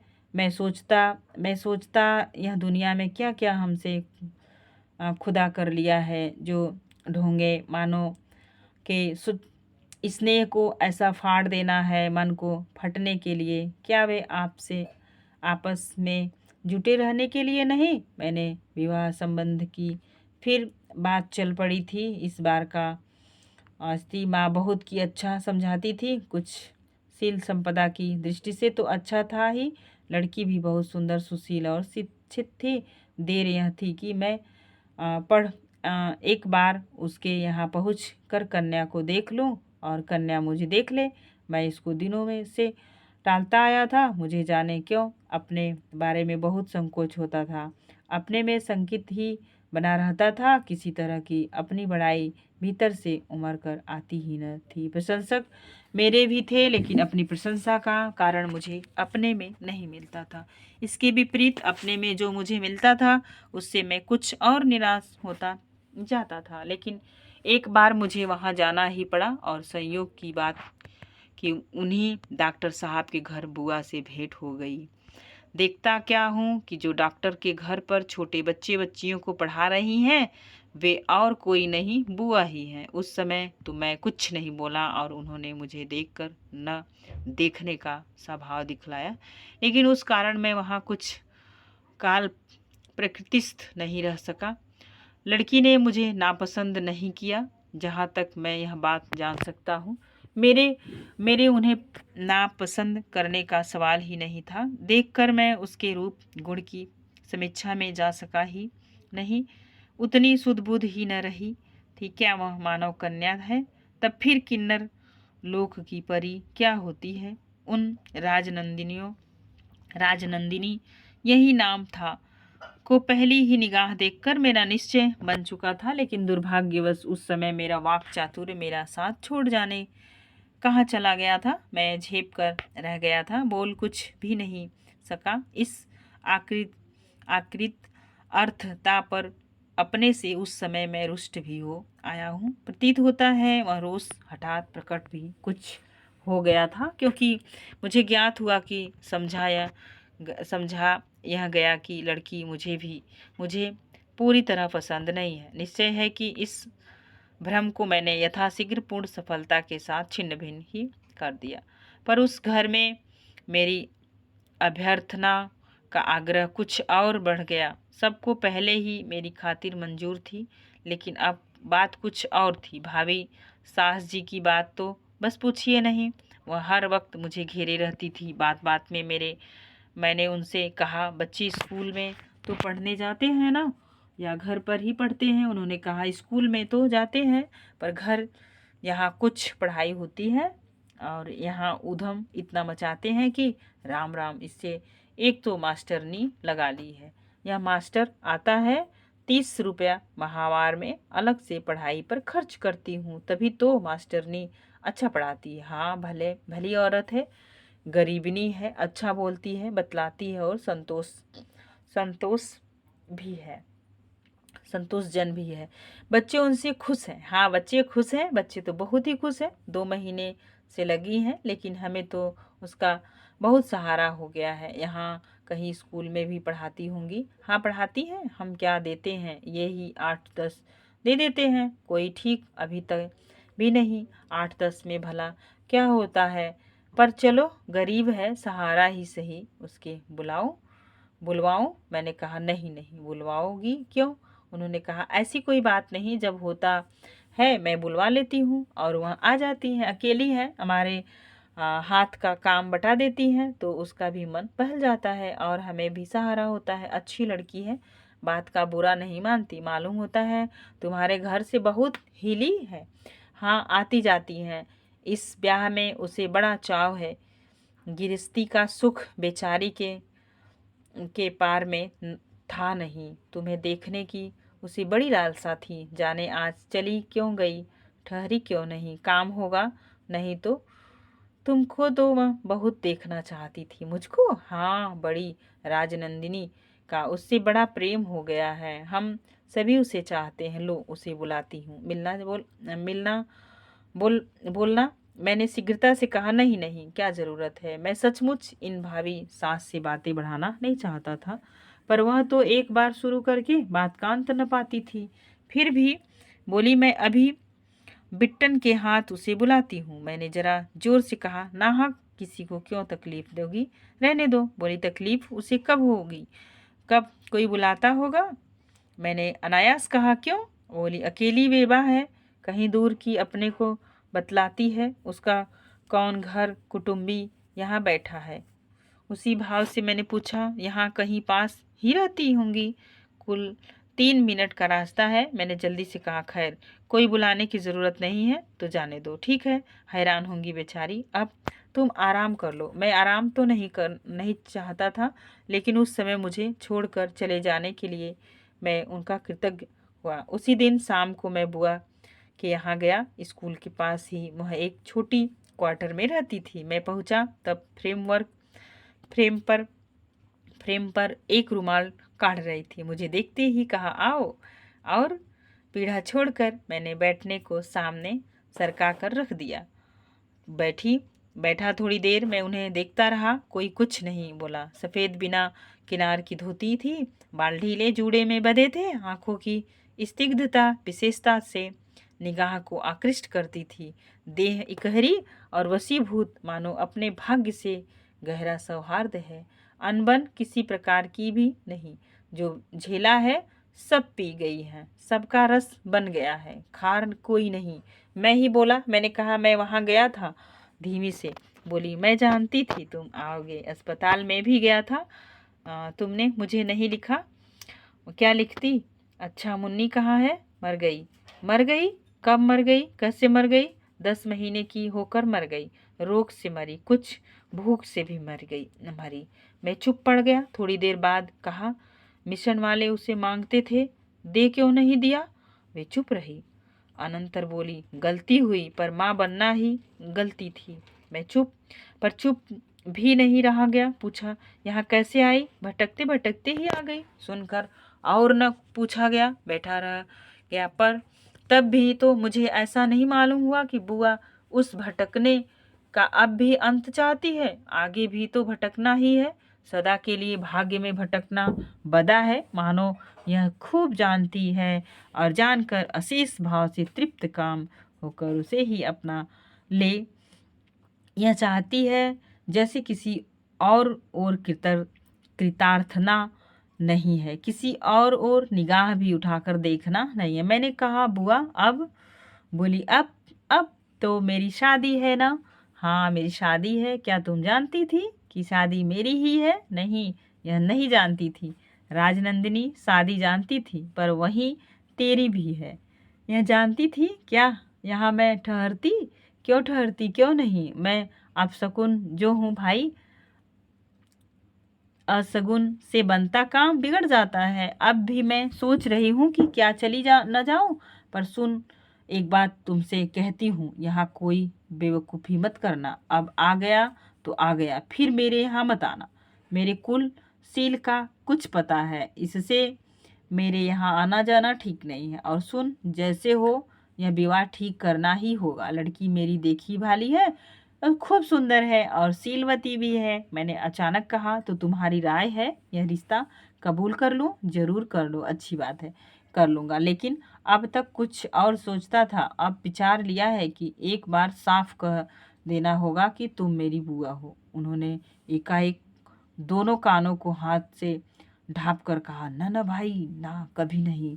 मैंने कहा, मैं छल नहीं कर सकता, विवाह के मामले में तो छल कर ही नहीं सकता। यह जीवन भर का संबंध है, क्यों उसे झूठ पर खड़ा करूं? बुआ ने कहा, झूठ तो भाई आज यह है कि मैं तेरी कोई भी हूँ। बता, मैं आज तेरी कोई क्या हूँ? कभी यह सत्य था कि मैं तेरी बुआ थी, पर उस बात को तो मैंने अपने हाथों से अच्छी तरह तोड़ ताड़ कर धूल में पटक दिया है। धूल में से उठाकर उसी के निर्जीव छूछे पिंजर को तू हठपूर्वक सामने लाकर सत्य करना चाहता है, यही झूठ है। मैं कहती हूँ प्रमोद, मुझे मेरे भाग्य पर छोड़, जा जा, अब भी यहाँ मत ठहर। देर तक यहाँ रहेगा तो ठीक न होगा। उस समय भीतर ही भीतर सचमुच मुझे भी यह मालूम हो रहा था कि यहाँ देर तक मेरा रहना ठीक न होगा। लोग जाने क्या समझेंगे। मैं आज इसी पर आश्चर्य किया करता हूँ कि लोग क्या समझेंगे। इसका बोझ अपने ऊपर लेकर हम क्यों अपनी चाल की सीधा नहीं रखते, क्यों उसे तिरछा आड़ा बनाने की कोशिश करते हैं। लोगों के अपने मुंह है, अपनी समझ है के अनुसार वे कुछ कुछ क्यों न कहेंगे। इसमें उनको क्या बाबा है, इन उन पर किसी का क्या आरोप हो सकता है। फिर भी उस समय उस सब का बोझ आदमी अपने ऊपर स्वीकार कर अपने भीतर के सत्य को अस्वीकार करता है। यह उसकी कैसी भारी मूर्खता है। मुझे वहाँ 2 रोज हो गए। सबने देखा कि मास्टरनी से मेरा परिचय है और बढ़ रहा है। मामूली तौर पर इस पर किसी का विशेष ध्यान नहीं गया, बल्कि लोग मास्टरनी से इतने संतुष्ट थे कि मेरा उधर झुकना उन्हें अच्छा भी मालूम हुआ। वे दिन हंसी खुशी में बीते। बुआ के बारे में भी मेरी चिंता एक तरह से कम हुई। 2-4 उनका हालचाल पूछने वाले हैं, रोटी की गुजर हो जाती है, चलो इतनी भी खैर है। मुझसे लोग प्रसन्न मालूम होते थे। वहाँ बच्चों से मेरी खूब पट गई थी। साले सालियाँ नए नाते से मुझे पुकारने लगे थे। राजनंदिनी 2-1 बार सामने पड़ी थी। सिंदूरिया हो गई और पल के आगे दूसरा पल वहाँ नहीं ठहरी, भाग गई। टीका हुआ और रुपए नारियल मैंने भेंट में पाए, तब भी मेरा चित्त भीतर कहीं संदिग्ध भी था।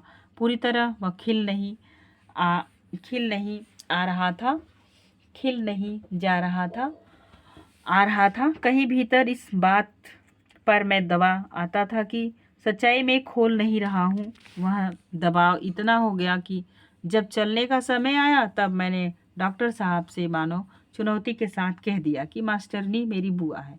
उन्होंने इस बात को स्वाभाविक भाव से सुन लिया और कुतूहल से अधिक कोई और भाव प्रकट नहीं किया। मैंने उनको सारी बात कह सुनाई और कह दिया कि वह अच्छी तरह सोच समझ ले। बुआ को मैं बुआ मानता हूँ और मानूंगा। डॉक्टर साहब मेरी ओर कुतूहल से देखते देखते रहे।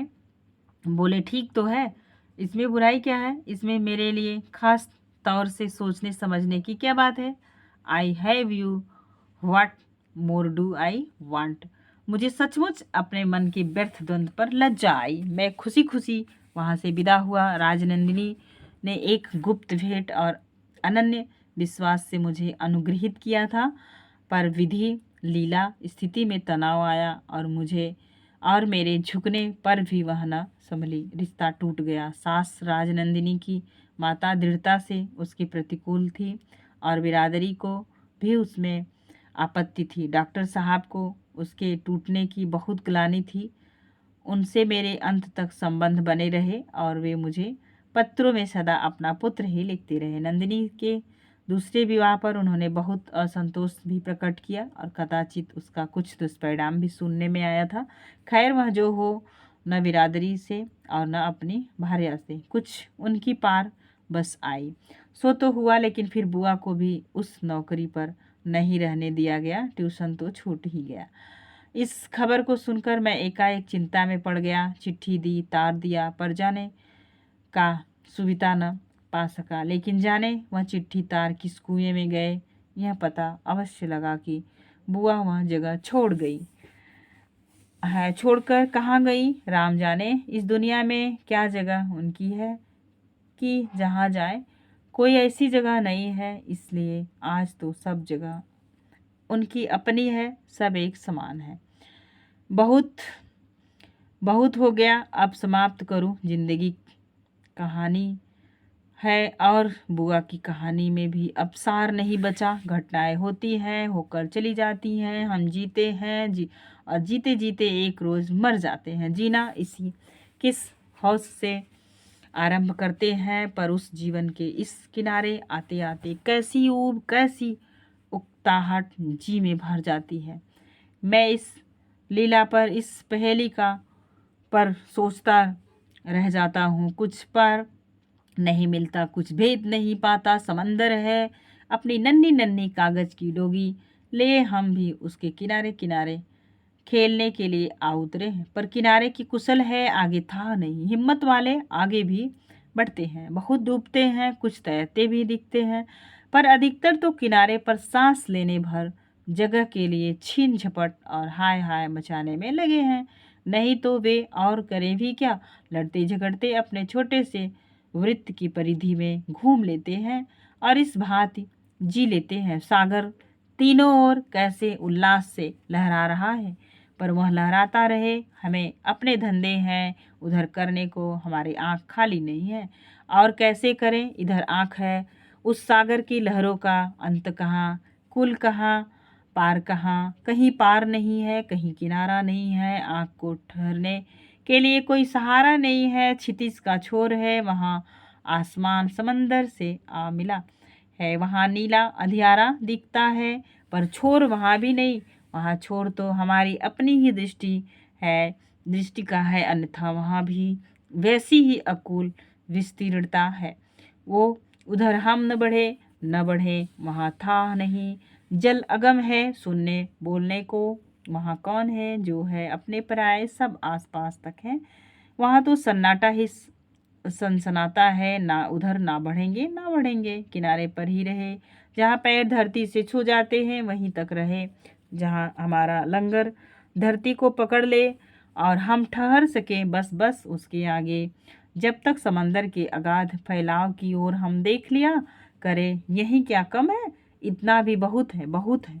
इससे भी भीतर कंप भर जाता है, चित्त सहम जाता है, सिर चकरा जाता है, झेला नहीं जाता। जितनी झेल सके उतनी ही उस विराट की झांकी ले ले और फिर अपनी धरती के पास पास किनारे किनारे सबसे उझलते सुलझते जिए चले। यही उपाय है, यही मानव जीवन है। बुआ दो हाथ बढ़ाकर क्यों अगम जल में जा उतरी, वहाँ पैर टेकने की धरती पास न थी।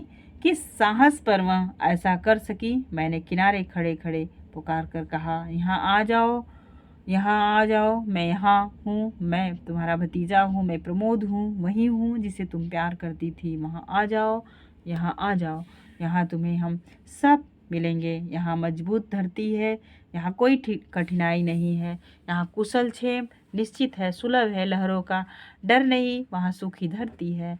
बुआ डूब उतरा रही थी। तैरने का कब अभ्यास किया और वहाँ किस तैराकी की छाती है कि बड़े दम वहाँ फूलाता। लेकिन बुआ ने कहा, नहीं प्रमोद नहीं, तुम मेरे वही प्रमोद हो। क्या मैं भूली हूँ, लेकिन किनारा छूटा सो छूटा मैं, यहाँ थक कर डूब भी गई तो क्या बुराई है। आखिर क्या इस समंदर के पेट में ही हम सबकी जगह नहीं है। प्रमोद मेरा प्रेम लो, पर तुम जानते नहीं हो, जहाँ पैर नहीं टिकता तैरा वहीं जाता है। बिना तैरे मैं नहीं रह सकती, क्या यह बार अथाह में आकर फिर लौटूं। नहीं, ऐसी अभागिनी मैं नहीं बनूंगी। मैंने रस्सी फेंकी, उन्होंने उसे नहीं पकड़ा और हंस दिया। कहा, प्रमोद मैं तुम्हारी बड़ी कृतज्ञ हूँ। मैंने चिल्लाकर कहा, तुम मुझे प्रेम नहीं करती हो, कहती हो तो आ जाओ। उन्होंने डूबते उतराते कहा, मैं तुम्हें बहुत प्रेम करती हूँ, इसी से अपने पास नहीं बुला सकती और आ तो सकती ही नहीं। देखो कितना समंदर आगे पड़ा है, सब पार करना है। मैंने रोष में कहा, जाओ, मैं तुम्हें न देखूंगा। उन्होंने कहा, नहीं, नहीं ही देखना चाहिए, ज़्यादा देखने से किनारे से पैर उखड़ आने का डर है। मैंने चीख कर कहा, जाओ, डूबो, मरो। उन्होंने हंसकर कहा, मेरा डूबना मरना भी इतना आसान नहीं है भाई, अभी जाने कितने थपेड़े और खाने हैं, लेकिन तुम उस थपेड़ों से दूर हो, यही प्रसन्नता है। मैं तुम्हें प्रेम करती हूँ, इसी से कहती हूँ। अंतिम बार जब मैं उन्हें मिला, मैं वकील था। उनकी हालत दर्दनाक थी, वह बीमार थी और एक कटकोठरी में पड़ी थी। और औषध और पथ की कोई व्यवस्था न थी।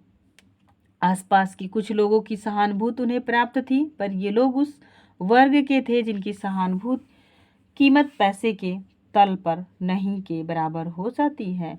इस बार का बड़ा आश्चर्य यह था कि उन्होंने मुझे स्वयं पत्र लिखा था। मेरी माँ का देहांत हो चुका था। इसकी खबर उन्हें देर से लगी, पर लगते ही वह पत्र उन्होंने मुझे लिखा था। उस पत्र को कितनी बार मैंने नहीं पढ़ा।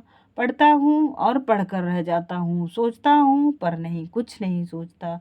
वह सब जाने दो, लिखा था, प्रमोद माता सौभाग्य होती है। मैं तो जन्म की वंचिता ठहरी, पर उन स्वर्गवासी आत्मा की सेवा मैं नहीं कर सकी, इसकी मुझे ग्लानि है। मेरे मन में साथ थी कि एक बार उसके जीते जी उनकी क्षमा पाऊं, वह होने को न होता। खैर, अपने भाग्य का दोष अपने को ही दे सकती हूँ। प्रमोद, तुम नाराज होंगे, इसलिए मैंने ऊपर अपना पता भी लिख दिया है। मैं जानती हूँ तुम आओगे, जानती हूँ मेरी पहली जगह भी तुमने खोज खबर की होगी। चिट्ठी तार तुमने क्यों दिए थे, वे सब वृथा थे। लेकिन उस बातों को छोड़ो, मुझे छोड़ो, जीवन का एक परीक्षा है। कम से कम मैं तो उसको यही बना लिया। तुम आओगे तो आ जाना, लेकिन मुझसे किसी बात की उम्मीद न करना। जिन लोगों के बीच बसी हूँ वे समाज की जूठन है, और कौन जानता है कि वे जूठन होने योग्य भी नहीं है, लेकिन आखिर तो इंसान है।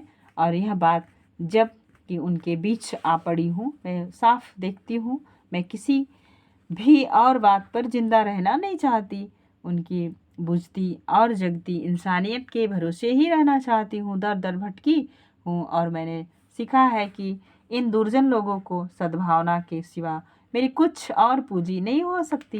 किसी और बात से के लिए जाने कि मुझ में अब साध भी नहीं रह गई।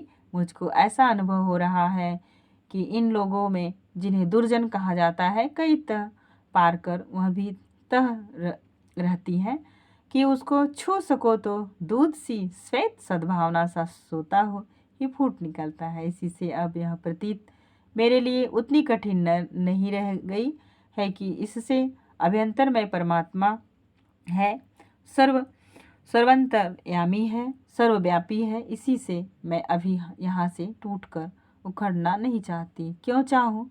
यहाँ सब कुछ नहीं है। यहाँ का लाभ तुम पूछोगे, लाभ बहुत है। यहाँ किसी को यह कहने का लोभ नहीं है कि मैं सच्चरित्र हूँ। यहाँ सच्चरित्रता के अर्थ में मानव का मूल्य नहीं जाना जाता, दुर्जनता ही मानव कीमती है। यहाँ उसी हिसाब से मानव की घट बढ़ कीमत है। मैं मानती हूँ कि यही रोग है, यही भयानक जड़ता है, किंतु यही लाभदायक भी है। इस जगह आकर यह असंभव है कि कोई अपने को सच्चरित्र दिखाना चाहे या दिखा सके। यहाँ सदाचार का कुछ मूल्य ही नहीं, अपेक्षा ही नहीं, बल्कि ऋणी मूल्य है। अगर कभी भीतर, बहुत भीतर मज्जा तक में छिपा पशुता का कीड़ा है तो वह ऊपर आ रहेगा। यहाँ छल असंभव है, जो छल की सभ्य समाज में जरूरी ही है।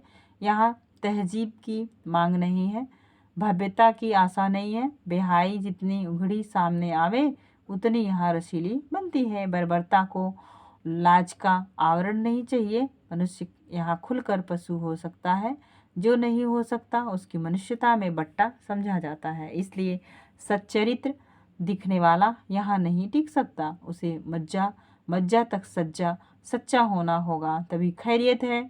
जो बाहर हो वही भीतर हो, भीतर पशु हो तो इस जलवायु में आकर बाहर की मनुष्यता एक क्षण नहीं ठहरेगी। मनुष्य हो तो भीतर तक मनुष्य होना होगा। कलई वाला सदाचार यहाँ खुलकर उधड़ रहता है। यहाँ खरा कंचन ही टिक सकता है, क्योंकि उसे ज़रूरत ही नहीं कि वह कहे कि मैं पीतल नहीं हूँ। यहाँ कंचन की मांग नहीं है, पीतल से घबराहट नहीं। इसे भीतर पीतल रखकर ऊपर कंचन दिखाने का लोभ यहाँ क्षण भर नहीं टिकता, बल्कि यहाँ पीतल का ही मूल्य है। इसी से सोने के धैर्य की यहाँ पर इच्छा है। सच्चे कंचन की पक्की परख यही होगी। यह यहाँ की कसौटी है। मैं जानती हूँ कि जो इस कसौटी पर खरा हो सकता वही खरा है, और वही प्रभु का प्यारा हो सकता है। प्रमोद, तुम नहीं समझोगे, पर तुम न आओ तो ही अच्छा होगा। तुम्हारा स्वभाव कोमल है, तुम ऊंचे विचारों में रहते हो।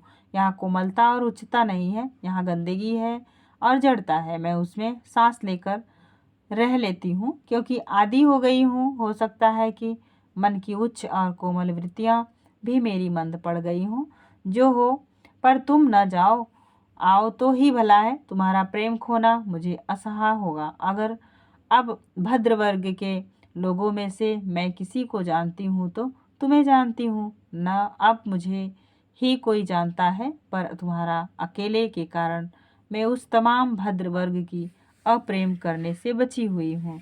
प्रमोद, तुम नहीं जानते, अनजान में तुम मेरी आत्मा का यह कितना बड़ा उपकार कर रहे हो। जिस समाज में तुम हो, क्या तुम्हारे रहते में मन में उसके लिए तिरस्कार भी ला सकती हूँ? कभी कभी यह तिरस्कार मेरे मन में जोरों से उठता है, लेकिन तुम्हारे प्रेम का स्मरण करेंगे मैं भीगी हो आती हूँ, और मन की कटु भावना मेरे स्वभाव को नष्ट नहीं कर पाती। कटुता आती है और तुम्हारे स्पर्श से मैं उसे बल बना लेती हूँ। तुम्हारा प्रेम मुझे स्वच्छ रखता है, पर डर है कि तुम यहाँ आओ और वहीं कहीं बचा खुचा तुम्हारा प्रेम भी मेरे हाथों से जाता रहे। तब मेरा क्या हाल होगा? जीना दुभर हो जाएगा, मेरा बल गिर जाएगा, श्रद्धा थमेगी कैसे? कल्प कलमप ही तब सब ओर से घेर कर मुझे छा लेगा। तब इस जिंदगी के बीच किस एक सूत के सहारे में टिकूंगी? अब तो मन को ऊंचा उठाकर साफ हवा फेफड़ों में भर लेती हूँ और इस विषाक्त वातावरण में सहज भाव से लिए चलती हूँ। वह न रहा तब मैं कैसे टिकूंगी? मर जाऊंगी, इसका सोच नहीं है, पर जीवन की टेक हाथ से छूट जाएगी, यह तो बहुत बड़ा भय है। श्रद्धा के साथ मरना भी सार्थक है, पर श्रद्धा गई तो पास क्या रह गया? इसी से कहती हूँ कि तुम दूर दूर रहो। अब जहाँ हूँ वहाँ न जाओ।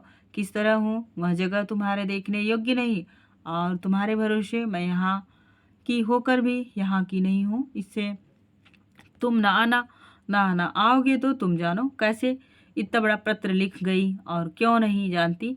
यह जानती हूँ कि तुम्हारे सिवा किसी और को ये बातें नहीं लिख सकती थी।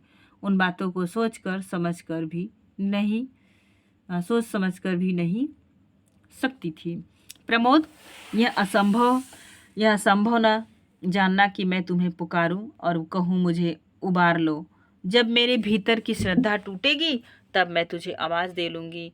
इस मेरे वचन पर तुम मेरे पास अभी न आना, मैं तुमसे कहती हूँ। पर मैं समाप्त करना चाहता हूँ, व्यथा क्यों बढ़ाऊँ?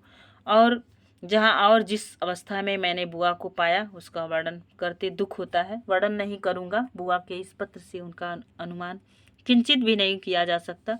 जहाँ नगर की सड़ात रहती हैं वहाँ वह रहती थी। अधेड़ अवस्था की वेश्याएं, बेकार मजदूर, पेशेवर भिखमंगे, कानून की आँख और चंगुल से बचकर छिपे उधड़े काम करने वाले उचक्के लोगों के रहने की वह जगह थी। बुआ वहाँ कैसे आ पड़ी? यह बीमार थी, खटिया से लगी पड़ी थी। 4-5 ऊपर के वर्णन के स्त्री पुरुष आसपास थे। उनके चेहरे पर बुआ की अवस्था के आग्रह और चिंता लिखी थी। वे परेशान मालूम होते थे पर बात से बड़ी लापरवाही के साथ कहते थे और उन बातों के खुलेपन से जी में मानो मेरे मितली चढ़ती। बुआ के प्रति यद्यपि उनका आदर प्रकट था पर उनके लिए सभी तू और इश का व्यवहार करते थे। हया शर्म वहाँ न थी और न बुआ की खाट के पास भी। उनमें आपस में भद्दे इशारे हुए बिना न रहते थे। उन्होंने मुझ अपरिचित को बीच में पाकर हर्ष प्रकट नहीं किया, मानो मैं कोई विदेशी जंतु था। अविश्वसनीय और भयावह यह उनमें से बहुतों को निश्चय था कि खाट पर पड़ी हुई उनकी परिचिता रोगिणी का मैं कोई पहला प्रेमी हूँ और मैं ही उनकी इस हालत का जिम्मेदार हूँ। उन्होंने ऐसे खुलकर ये संदेह प्रकट किए कि मैं अंदर ही अंदर सिमट कर रह गया, कुछ भी न कह सका। बुआ सब सुनती थी और धीरज से वे सब सहती थी। कभी किसी को अभद्रता पर डपट भी देती थी और उनकी डपट कारगर भी होती थी, लेकिन अधिकतर वह उस ओर से उदासीन रहती थी। मैंने कहा, बुआ अब चलो, बस मैं लिवाने आया हूँ, कहाँ ले चलेगा? अब तो घर मेरा अपना ही रह गया। बुआ, ब्याह हो गया, मेरी हुकूमत है, तीसरा कोई नहीं है। चलो अब हम तुम्हारा ही राज होगा। इस बुढ़ापे में चलूँ? हाँ हाँ, बुढ़ापे में ही तो चलो। बुढ़ापे में ही तुम्हें आराम नहीं दे सकूँगा तो फिर कब दूंगा? मैं कुछ नहीं जानता। मैं तुम्हें पक्की बात कहता हूँ कि मेरी वकालत अच्छी चल जाएगी। कोई फिक्र नहीं। बुआ अक्सर दोस्त होते जाते हैं, मैं किसी साले की परवाह नहीं करता। बुआ चुप सुनती रही, बोली, प्रमोद, तुमने महाभारत तो पढ़ा है ना? युधिष्ठिर जी स्वर्ग गए थे तो कुंते को नहीं छोड़ गए थे। यहाँ बता, तेरा घर कितना बड़ा है, इन सबको ले चलेगा? ये कुत्ते नहीं है और इनका मुझ पर बड़ा उपकार है। मैंने अपने मन को हाथ थाम कर कहा, कैसी बह की बातें करती हो बुआ? आखिर मैं कोई भी न ठहरा? देखता हूँ मैं कैसे तुम्हें नहीं ले चलूँगा। बुआ ने अविचलित भाव से मुस्कुरा कर कहा, मैं कब मना करती हूँ? अच्छा, तू जरूर ले चलेगा। जरूर ले चलूँगा।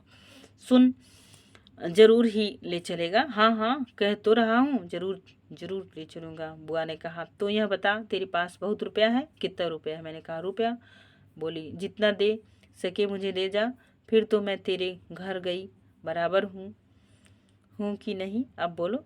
मैं आश्चर्य से उनकी ओर देखता रहा। कुछ कहने के लिए कहा, रुपया का क्या करोगी? बोली, क्या करूँगी यह तो अभी नहीं जानती हूँ, पर पहले तो तेरे चित्त का भरम मिट जाएगा कि मैं तेरी सहायता नहीं चाहती हूँ। फिर रुपया छोड़ने में तेरा अपना भी भला है। खून खूब कमा कर सब इस गड्ढे में ला पटका कर सुना कि नहीं, रुपए के जोर से यह नरक कुंड स्वर्ग बन सकता है, ऐसा तो मैं नहीं जानती। फिर भी रुपया कुछ न कुछ काम आ सकता है। वह बात मेरी बिल्कुल समझ में ना आई। मैंने उसको टालकर कहा, चलो तुम्हें यहाँ से अस्पताल में करा दूँ? उन्होंने कहा, तो जो बात मैंने कही वह तेरी समझ में नहीं आई? न चलो, ठीक है। नहीं भाई, अस्पताल में क्यों जाऊँगी? मैंने बताया, अस्पताल में इंतजाम ठीक हो जाएगा, प्राइवेट वार्ड में कर दूंगा। खर्च की फिक्र कुछ मत करो बुआ। बुआ ने बीच में टोक कर कहा, लेकिन वही तो फिक्र मुझे है प्रमोद। तुम बहुत सा रुपया दे जाओ तो यहाँ अस्पताल के प्राइवेट वार्ड में दौड़कर मैं चली जाने वाली हूँ। प्रमोद देह है, तब तक 10 बीमारियाँ लगी हैं। घबराहट फिर किस बात की है? बात को क्यों बढ़ाऊं? उसमें मेरी ही काम का पुरुषता बढ़ी हुई दिखेगी। सार यही है कि मैं उसको नहीं ला सका। पथ्य आदमी आदि की भी कोई विशेष व्यवस्था कर सका, यह भी नहीं कर सकता। एक स्थानीय परिचित वकील मित्र को 100-200 जाने कितने रुपए दे आया था और कह आया था कि ध्यान रखना।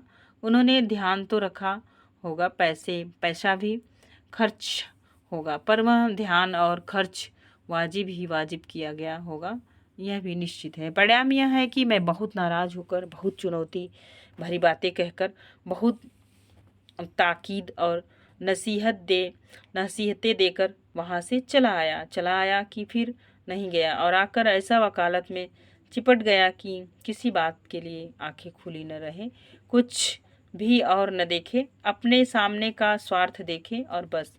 पर क्यों क्यों बुआ की मांग मुझसे पूरी नहीं हुई? उन्होंने इतना प्रेम किया, इतना विश्वास किया, और जब तक सवाल मुझसे किया तब उसके जवाब में अपना धन मुझसे क्यों नहीं वहाँ डाला गया? क्यों मेरी मुट्ठी मिच गई? यह भी हुआ तो फिर क्यों उसके बाद मेरी आत्मा ताप से संतप्त नहीं रही? क्यों क्यों प्रश्नवाचक चिन्ह है। इस क्यों का उत्तर मैं अब देता हूँ। उत्तर है कि मैं क्षुद्र था। क्यों वकालत में आंख गाड़ कर खुद फूलने में लगा रहा?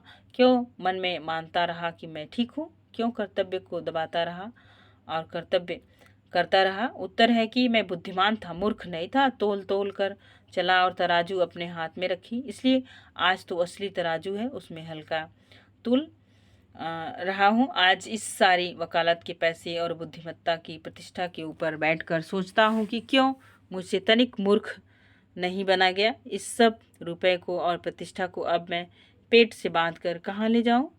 इस सब का मैं क्या करूँ, जबकि समय पर प्रेम के प्रतिदान से मैं चूक गया। यह सब मैल है जो मैंने बटोरा है, मैल है कि मेरी आत्मा की ज्योति की ढक रहा है। मैं वह सब नहीं चाहता हूँ। उस बात को 17 से कुछ ऊपर ही वर्ष हो गए। आज महा आश्चर्य और महासंताप का विषय मेरे लिए यह है कि किस अमानुषिकता से के साथ ये 17 के 17 वर्ष में बुआ को बिना देखे काट गया। वह बुआ जिन्होंने बिना लिए दिया, जिन्होंने कुछ किया मुझे प्रेम ही किया, जिनकी याद मेरे भीतर अब अंगार सी जलती है, जिनका जीवन कुछ हो ऊपर उठती लौकी की भांत जलता रहा, लौकी की भांत जलता रहा। धुआं उठा तो उठा पर लौ प्रकाशित रही। उन्हीं बुआ को एक तरफ डालकर मैंने किस भांति अपनी प्रताड़ना करता रहा। आज दिन है कि खबर आती है कि वह मर गई। कैसे मर गई जानने की कोई ज़रूरत नहीं। जो जाने बैठा हूँ वही कम नहीं है। उसी को पचा सकूं तो कुछ का कुछ हो जाऊं। बुआ तुम गई, तुम्हारे जीते जी मैं राह पर ना आया। अब सुनो मैं यह अजी छोड़ता हूँ जगत का आरंभ। समारंभ ही छोड़ दूंगा, औरों के लिए रहना तो शायद नए सिरे से मुझसे सीखा न जाए। आदतें पक गई पर अपने लिए तो उतनी ही स्वल्पता से रहूँगा जितना अनिवार्य हो गया। यह वचन देता हूँ भगवान, तुम मेरी बात सुनते हो, वैसे चाहे ना भी दो, पर वचन तोड़ूं तो मुझे नरक अवश्य ही देना। पुनश्च इसी के साथ सही कहता हूँ, अजी से अपना त्याग पत्र में दाखिल कर दिया। ये रहा आपका त्याग पत्र उपन्यास यहीं पे समाप्त हो गया दोस्तों। और यह उपन्यास आपके जीवन को बहुत क्षण के लिए भावुक कर देगा। मृणाल की जिंदगी संकटों से जूझती हुई एक दिन समाप्त हो गई और उन्हीं के जीवन से यह उपन्यास शुरू हुआ, उन्हीं के जीवन पे यह उपन्यास समाप्त हो गया। आज के लिए बस इतना ही, फिर मिलेंगे नेक्स्ट वीडियो में। तब तक के लिए अपना ख्याल रखिए।